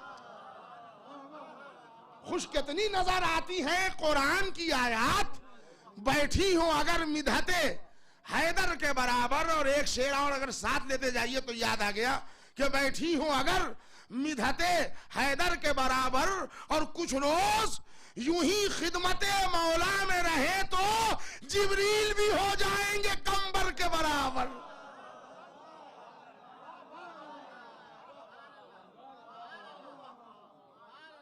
सलावत भेज दे मोहम्मद और आले मोहम्मद। कुछ रोज यूं ही खिदमत मौला में रहे तो जिब्रील भी हो जाएंगे कंबर के बराबर। ये जर्रा नवाजी तो सरे फर्शे अज़ा देख, हम लोग भी बैठे हैं पैगंबर के बराबर। तो मेरे अजीजों, मेराज असल में फजीलत अहले बैत का एक नुक्ता है। यहां पर जिया चाह रहा है कि 2-4 जुमले कह के आगे बढ़ूं। रसूल मेराज में गए, काबा कौसैन और औदना की मंजिल पर गए। ये सही है कि जंजीर दर हिलती रही, ये भी रवायत सही है कि बिस्तर गर्म रहा, और ये भी रवायत सही है कि वजू का पानी बहता रहा। जमीन की खसलत यह है कि वो पानी को जर्ब कर ले, जज्ब कर ले। जंजीर दर, वो दरवाजे में जो सिकड़ी लगी होती थी पुराने जमाने में, जो दरवाजा बंद करने को, उसको जंजीर दर कहते हैं। उसका एक अपना वक्फा, एक ड्यूरेशन है कि थोड़ी देर हिलने के बाद वो अपने आप साकिन हो जाए, लेकिन उसकी हरकत भी हवाओं के जरिए है। और ये तमाम तर दुनिया में जारी सारी रहेंगे हरकत जब सूरज और चांद, सितारे गर्दिश कर रहे हो। देखिए, मोहम्मद की फजीलत दुनिया समझे, सुरमा लगा लेने और खिलाल कर लेने से सीरत नहीं आती। जुल्फे और दोस्त और ये नहीं, उससे नहीं। सीरत यह है कि कमाले फजीलत मोहम्मद मुस्तफा सुनिए, और वो भी सुने जो कहते हैं कि ये रसूल को नहीं पढ़ते। रसूल नाम है नुक्ते दायरे वजूद का, मोहम्मद नाम है रूहे कायनात का। ये सही है कि बिस्तर की गर्मी बरकरार रही, तवज्जो चाह रहा हूं। ये सही है कि जंजीरें दर हिलते रहे, ये सही है कि वजू का पानी बहता रहा। सही इसलिए है कि रूहे कायनात मोहम्मद कायनात से उठा लिया गया। तो ये जो घड़ी चल रही है ना, ये चल रही है सही मानों में। आप इसके पीछे लगी हुई है एक बैटरी। आप इंतजामिया से कहिए अभी खड़े होकर ये बैटरी निकाल ले, उसके बाद घड़ी घड़ी रहेगी मगर चलेगी नहीं। इसलिए नहीं चलेगी कि जिसका जो मेन मरकज है उसको अलग कर दिया। अगर दूसरी सेल है आपके पास, डाल दीजिए तो फिर चलेगी। या घंटा डेढ़ घंटा के बाद पूरे कांटे इसके रहेंगे, जो जहां होगा बैटरी निकलने के बाद वहीं रुक जाएगा।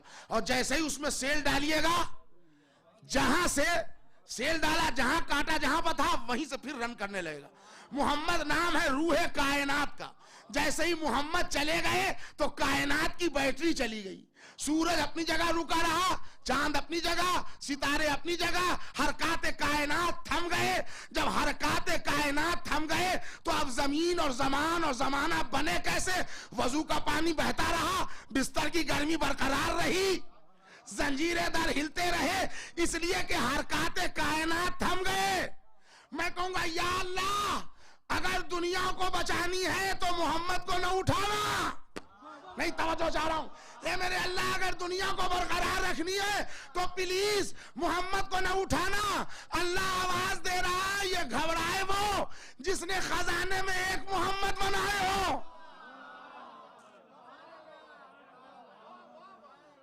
अब जरा जुमला सुनिए, पलट के मौला के चाहने वालों का मजमा है। देख रहा हूं कैसे सुन रहे हैं आप। रूहे कायनात मोहम्मद चला गया, हरकाते कायनात रुक गए। इसी से पता चलता है कि जमीन पर अली भी नहीं थे, इनका भी सफर था। मैं क्या कहना चाह रहा हूं, जमीन जमीन हुज्जते खुदा से खाली हो गई थी। जमीन हुज्जते खुदा से, आप फिर ले आए मेराज में भी अली को। ठहरिए, अदावत अली में मौलवी कलम चलाना बंद कर दे, वरना कुंदाए जहन्नम बन जाएगा। आपको आप अली तक बात है, आगे दिखा रहा हूं। अली ही नहीं, हम किसको किसको मेराज में देखते हैं, तवज्जो सुनिएगा। इसी से पता चलता है कि अली भी जमीन पर नहीं थे। अगर हुज्जते खुदा की एक फर्द भी होती तो हरकाते कायनात नहीं रुकते। उसकी दलील यह है कि जब 28 सफर सन 11 हिजरी को मोहम्मद को बुला लिया तो फिर चांद का चमकना, सूरज का रोशन होना, सितारे का टिमटिमाना, हवाओं का, फिजाओं का बरकरार रहना, इस बात की दलील है कि कोई ना कोई मोहम्मद है। क्या बिलीव है आपके? है ना मोहम्मद? पर्दे गायब में बैठा है। एक मोहम्मद के सदक़े में दुनिया बनी, दूसरे मोहम्मद के सदक़े में दुनिया है ठहरी। और इंतजार कीजिए आप, जब ये मोहम्मद आके जाएगा ना तो फिर दुनिया एक मिनट के लिए नहीं ठहरेगी। पूरी रवायत मुझे किसी दिन में गालिबन मजलिस पढ़नी, उन्होंने टॉपिक ही दिया है इमाम ज़माना, वहां मैं इसको सुनाऊंगा भी एक सेकंड के लिए दुनिया नहीं रुकेगी। इधर इमाम ज़माना की रूह कफसे उनसरी से परवाज होगी और दूसरा दिन। इसी से पता चलता है ना कि जमीन हुज्जत खुदा से खाली थी। हुज्जत खुदा उस वक्त दो ही हैं, पूरी तारीखी जिम्मेदारी से पढ़ रहा हूं, नबी आखिरुज़्ज़मा और हमारे और आपके मौला, मौला कायनात। दोनों नहीं है।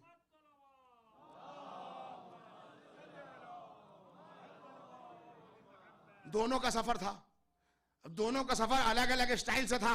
मोहम्मद का सफर मेहमानी था, अली का सफर मेजबानी था।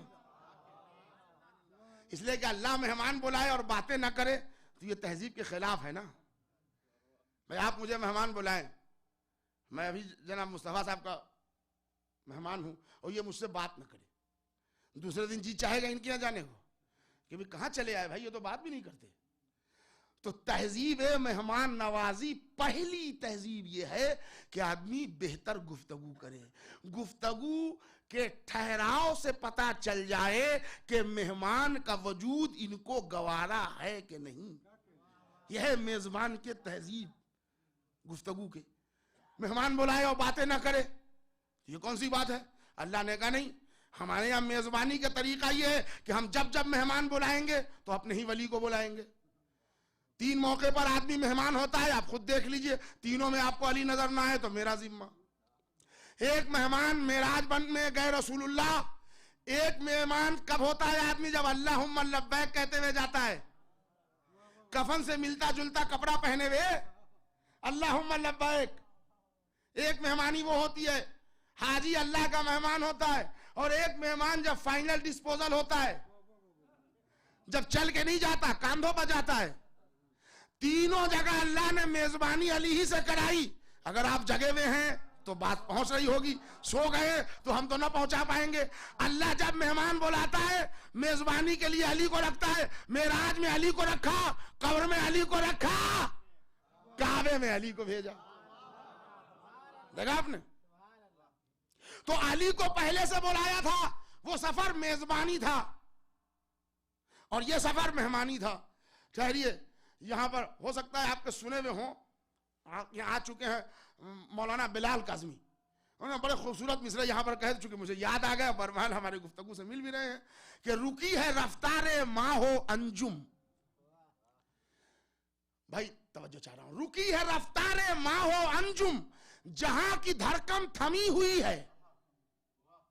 रुकी है रफ्तारे माँ हो अंजुम, जहां की धड़कन थमी हुई है। खुदा के महबूब की सवारी फलक से आगे निकल रही है, तो अली है मौजूद उस जगह पर नबी से पहले। तो फिर ये कहिए अली को मेराज हो चुकी है, नबी को मेराज हो रही है।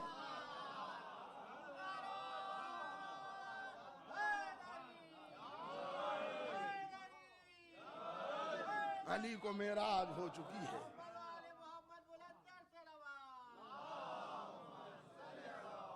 मजे की बात देखिए आप, जिसने ये लिखा कि जिस्म कब गया होगा, वो तो रूह गई थी, उसी ने ये भी लिखा कि एक मौके पर जिब्रील ने कहा हम आगे नहीं बढ़ेंगे, ठीक है। और उसने ये भी लिखा कि रसूलुल्लाह नालैन उतारने लगे तो आवाज आई कि तू हमारे हबीब हो, नालैन समेत आओ। अब इन बददिमागों को कौन समझाए, रूह जूता पहनता है या जिस्म जूता पहना करता है। अब उसके बाद आप सलावात पढ़ दीजिए तो मोहम्मद और आले मोहम्मद। ये इस्लाम है या? इस्लाम हमेशा मासूम के आईने में देखिए, मुलूकियत के आईने में ना देखिए, वरना यही सब लोग बात मिलेंगे। तारीखें गढ़ दी जाएंगी, नजाकत भूला दिया जाएगा।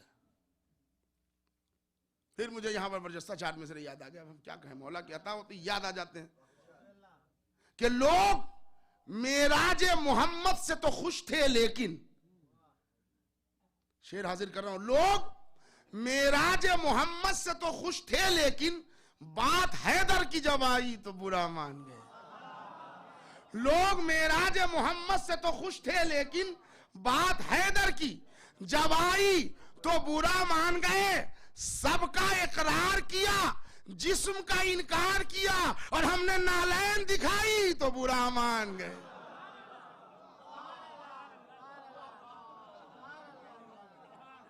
अब ये लुत्फ इंटरनेट वालों को नहीं आएगा, जिन्होंने देखा है उन्हीं को आएगा। एक सलावत और पढ़ दे मोहम्मद और आले मोहम्मद। मेरे दोस्तों, जिसने मेराज का इनकार किया, लैसा मिन शिय्यतिना। आखिरी जुमला सुनिए, चौंका देने वाला। मुमकिन है आप पहली मर्तबा सुन रहे हो। मौलवी को वजूद अली मेराज में पसंद नहीं है। मैं आपकी खिदमत में किताब का हवाला पहले दे दूं। आलम इस्लाम की बड़ी ही मशहूर तरीन किताब कससुल अंबिया,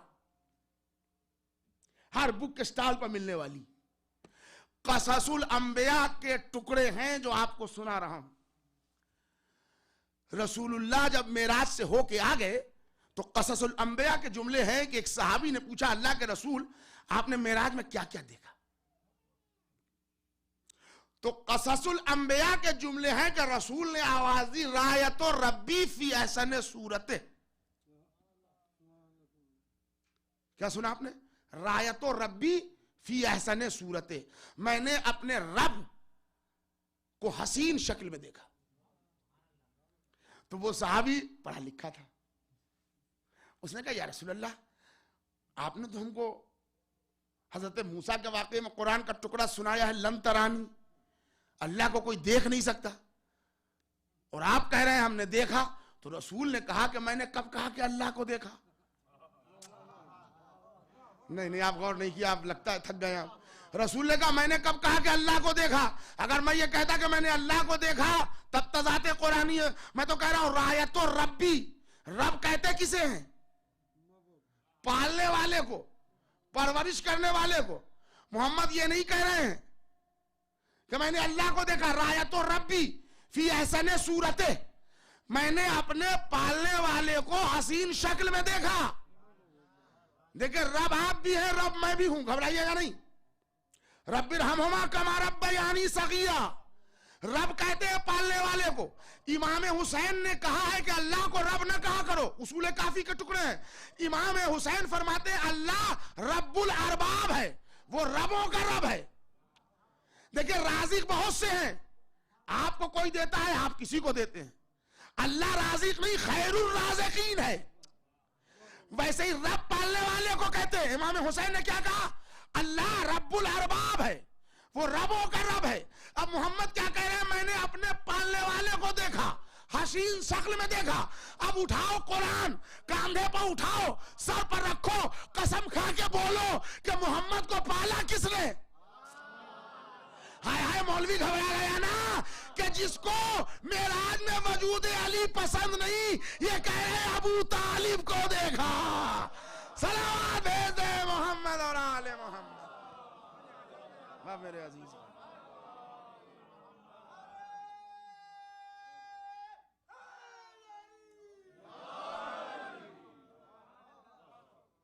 कल इंशाअल्लाह अख्तियार अली पर गुफ्तगू होगी कि ईमान क्या है।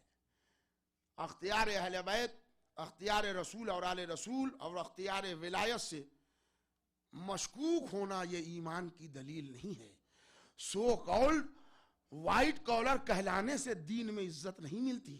ईमान और अमल सालेह की बुनियाद पर इज्जत मिलती है। इस्लाम का मर्तबा समाज नहीं तय करता, मासूमीन तय करते हैं।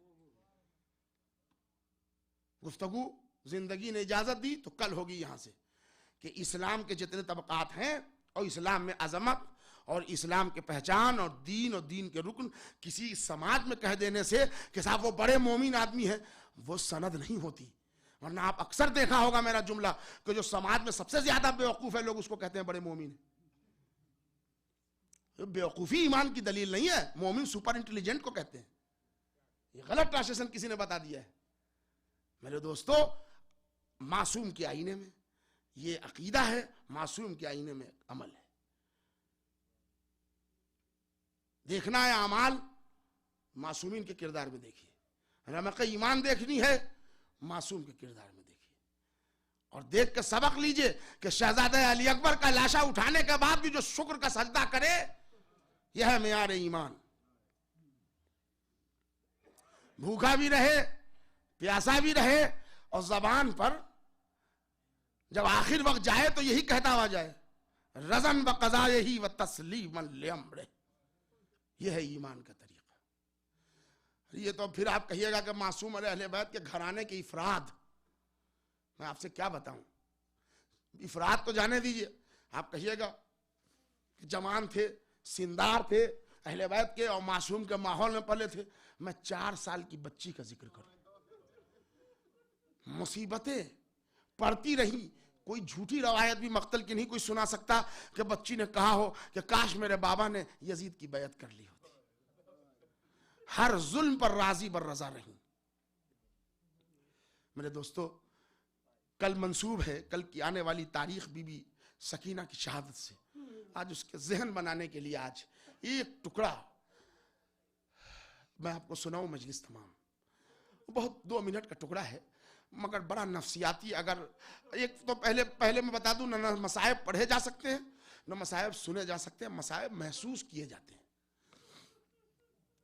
मुख्तार इब्ने अबी उबैदा सकफी ने जब कूफे में क़याम किया और कातिलाने हुसैन को पकड़ना शुरू किया, तो आपको मालूम है मुख्तार का दस्तूर यह था कि सजा देने से पहले उससे पूछते थे कि तूने करबला में कौन सा जुल्म किया।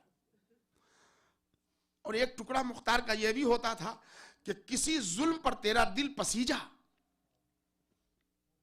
चुनांचे एक टुकड़ा मुझे याद आया और मैं आपको सुनाऊं।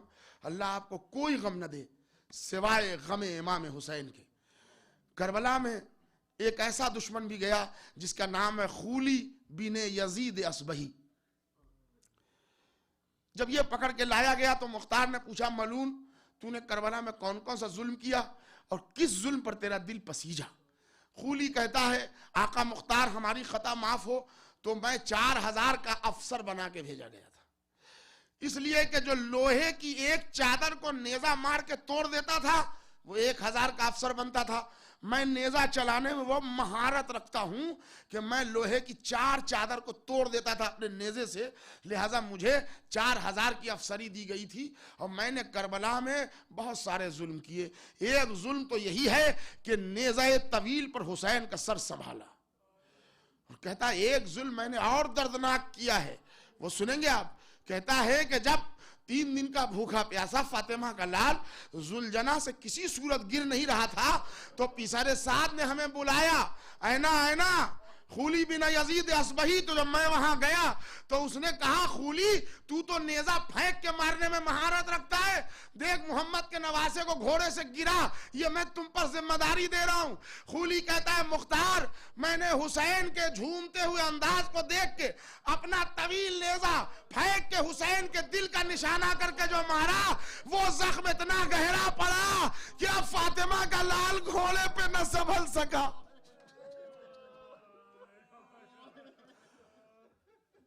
बाज़ादारों आपकी आवाजें बुलंद हो गई। ए मेरे अल्लाह, तुझे वास्ता है बीबी ज़हरा का इन आवाजों पर रहमत नाजिल कर जो मुसीबतें हुसैन पर गिराए जा रहे हैं और मुसीबतें हुसैन पर बुलंद हैं। बाज़ादारों, बीबी सकीना के हवाले से टुकड़ा मजलिस तमाम। उसके बाद मुख्तार ने पूछा, अच्छा मलून ये तो तूने जुल्म गिनाए, ये बता कि किस जुल्म पर तेरा दिल पसीजा, तुझे अफसोस हुआ, रहम आया। कहने हाँ एक जुल्म मैंने ऐसा किया। वो जुल्म सुन ले, मसाइब तमाम है। वो जुल्म कौन सा था? खूली कहता है, मुख्तार वो जुल्म ये है कि जिस पर मेरा दिल पसीजा कि जब हुसैन के जिस्म पर घोड़े दौड़ रहे थे, हुसैन के तमाम तर खैमे बैक वक्त जल गए, बीबियां एक खैमे से दूसरे खैमे में जा रही थी और अहले हलम के मालो असबाब लूटे जा रहे थे। तो मैं भी घोड़े पर सवार हुआ कि खैमागाह जाके मैं भी कुछ मालो असबाब लूट लूं। इस इरादे से मैं बढ़ रहा था कि अभी खैमागाह पहुंचना चाहता था कि रास्ते में मैंने एक छोटी सी बच्ची को देखा जिसके कुर्ते में आग लगी हुई थी। उस आग की रोशनी से दौड़ती हुई बच्ची के कान में सोने की बाली चमकती दिख ली मैंने। जब मैंने सोने की बाली देख ली तो मेरी नीयत खराब हो गई कि मैं वहां मालो असबाब क्या लूटूं, सोने की यही बाली क्यों न छीन लूं। खूली कहता है, आका मुख्तार मैंने अपना घोड़ा खैमागाह से मोड़ दिया उस बच्ची की तरफ, और जब बच्ची के करीब आया तो ये मुख्तार मैंने अपने कानों से सुना बच्ची यही फरियाद कर रही थी, दादा आओ, कहां हो दादा, खैमे जल गए, फूफी अम्मा की चादर छिन गई, बाबा ज़िबा कर दिया गया। आजादारों दो फिक्रे सुनेंगे आप। खूली कहता है एक मौके पर मुझे मेरा दिल पसीजा, वो कौन मौका था सुनेंगे आप। खूली कहता है आका मुख्तार मैं बच्ची के पीछे पीछे अपने घोड़े पर सवार आने लगा। जब मैं बच्ची के करीब हुआ तो मैं चाहता तो यूं भी बच्ची के बूंदे छीन सकता था, मगर मैंने बच्ची के तड़पाने की नीयत से दौड़ती हुई बच्ची के पुष्ट में अपना तवील नेज़े के नोक से यूं मारा तो बच्ची मुंह के बल जमीन पर गिर गई। और मैंने झटके देके जो बाली छीनी तो बच्ची का कान कट गया। ए मुख्तार मुझे उस वक्त रोना आया जब बच्ची ने नन्हे नन्हे हाथ से दोनों कान पकड़े और बड़े ही हसरत से मुझको देखा और फिर रुख कर लिया दरियाए फुरात का। ए चचा अब्बास अम्मू तुम्हारे बाद सकीना सताई जा रही है। ए चचा आओ भतीजी की खबर लो।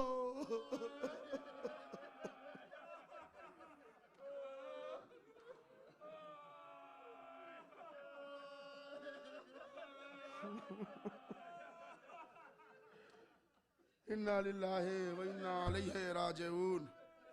रज़न व क़ज़ा यही व तस्लीमन लिअम्रे।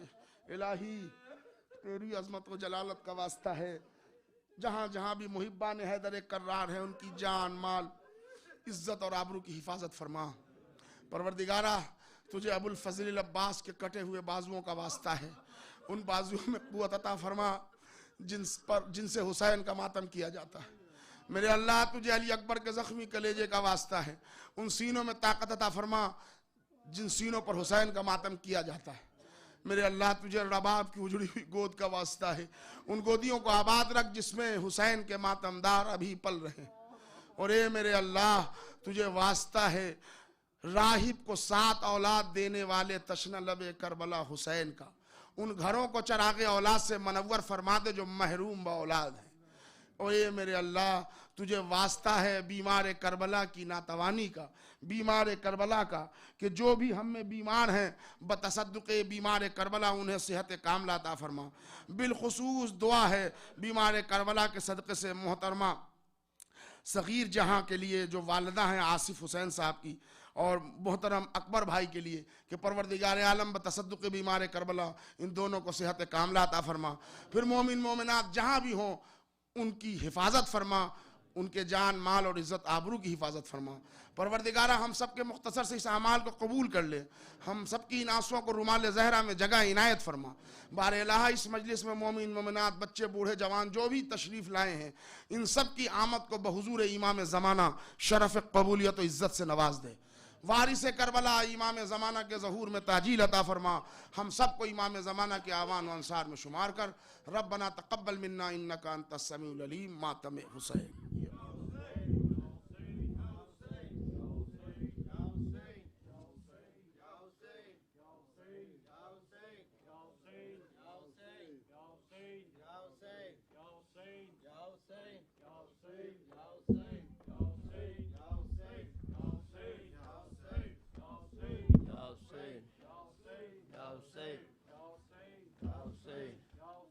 Ya Hussein, Ya Hussein, Ya Hussein, Ya Hussein, Ya Hussein, Ya Hussein,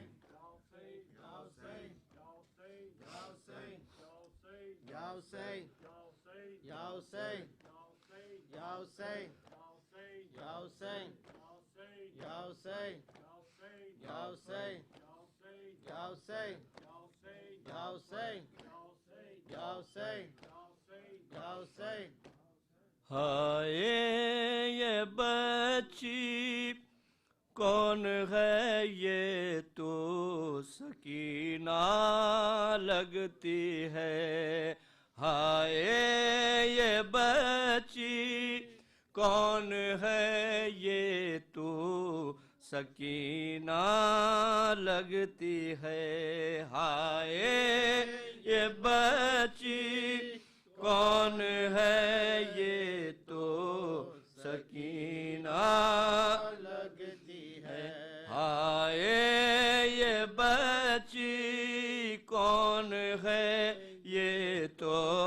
Sakina लगती है। हाय ये बच्ची कौन है, ये तो सकीना लगती है। छाई है जिस पर बेबसी, ये तो सकीना लगती है। हाय ये बच्ची कौन है, ये तो सकीना लगती है। छाई है जिस पर बेबसी, ये तो सकीना लगती है। हाय ये बच्ची कौन है, ये तो सकीना लगती है।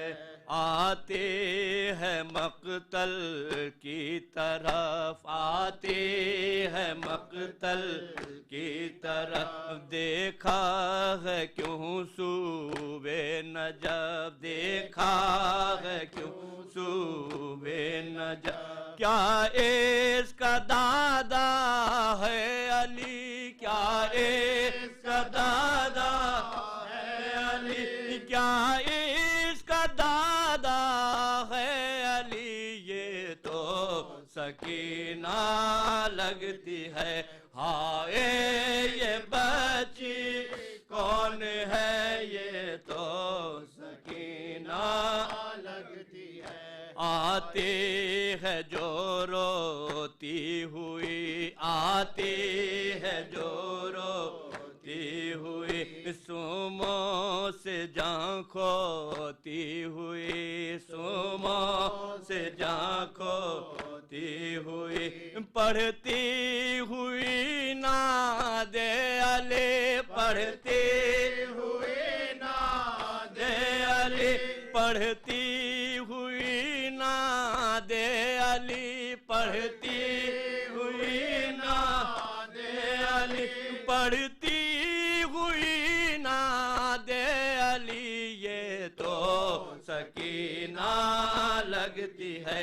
हाय ये बच्ची कौन है, ये तो सकीना लगती है। हाय ये बच्ची कौन है, ये तो सकीना ना लगती है। क्यों इस कदर घबराई है, क्यों इस कदर घबराई है। ये किसको लेने आई है, ये किसको लेने आई है।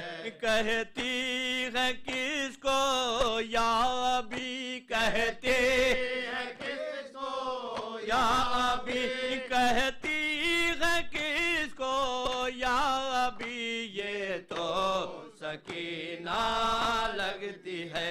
हाय ये बच्ची कौन है, ये तो सकीना लगती है। हाय ये बच्ची कौन है, ये तो सकीना ना लगती है। कानों से क्यों खून है रवा, कानों से क्यों खून है रवा, कानों से क्यों खून है रवा, कानों से क्यों खून है रवा।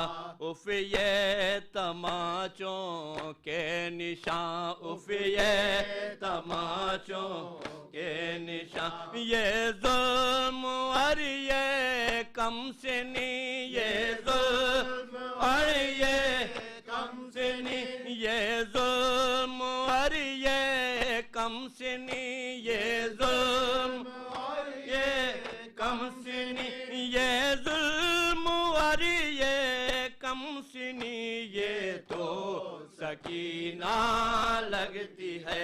हाय ये बच्ची कौन है, ये तो सकीना लगती है। हाय ये बच्ची कौन है, ये तो सकीना लगती है। कौसर ये मख्तल की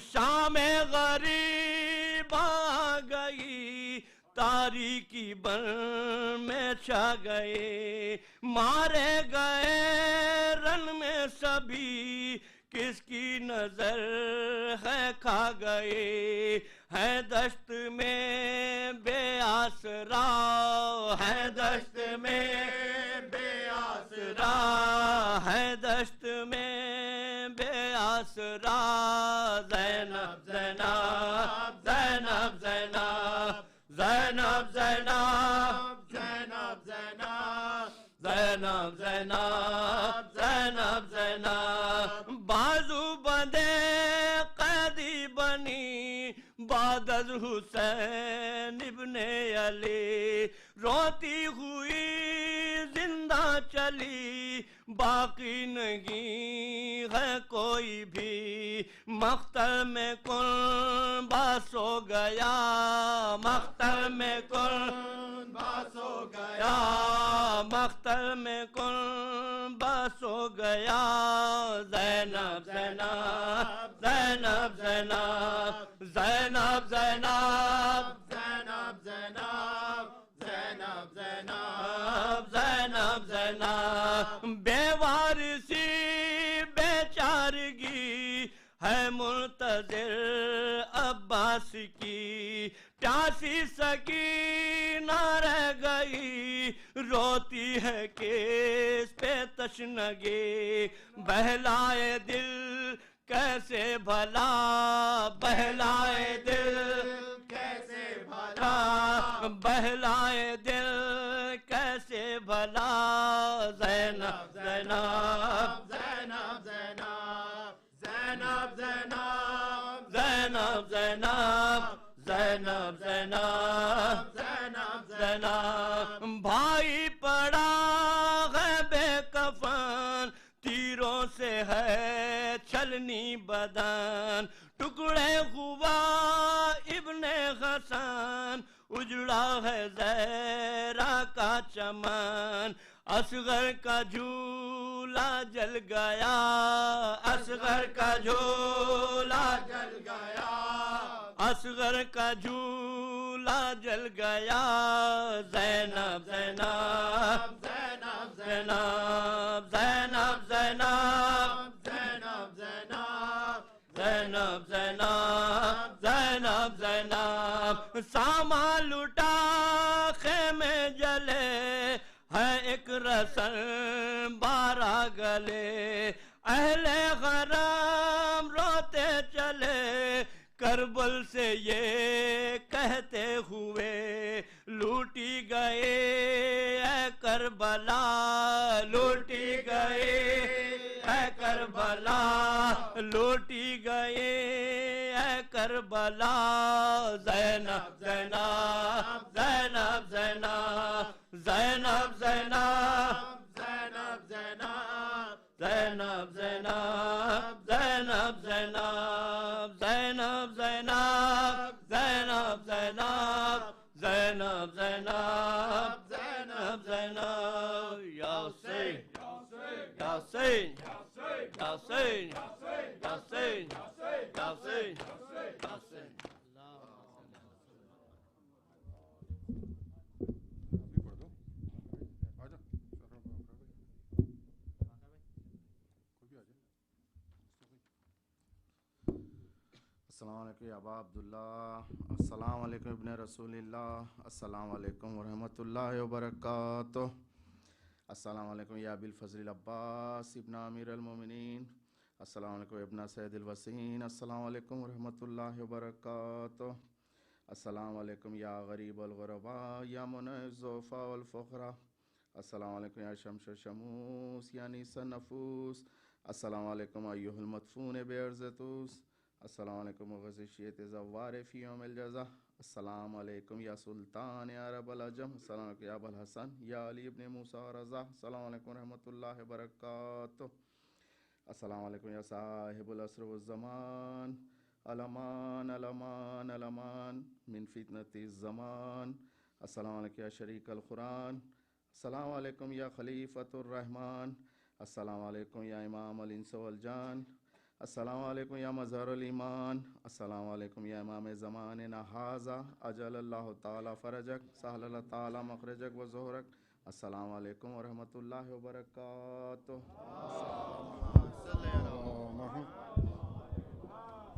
मोमिनीन ऐलान समात फरमाएं। कल दोपहर 1 बजे ब्रादर कैसर बुखारी के घर जो क्रिस्ट हिल में उनकी रहाइश है, उसमें मजलिस है जिससे अल्लामा असद यावर अब्बास साहब खिताब फरमाएंगे। और उस मजलिस के फ़ौरन ही बाद ब्रादर इमरान जाफरी के घर जो रोमियोविल में है, उनके घर मजलिस है ठीक 4 बजे। मोमिनीन से दोनों मजालिस में शिरकत की गुजारिश है।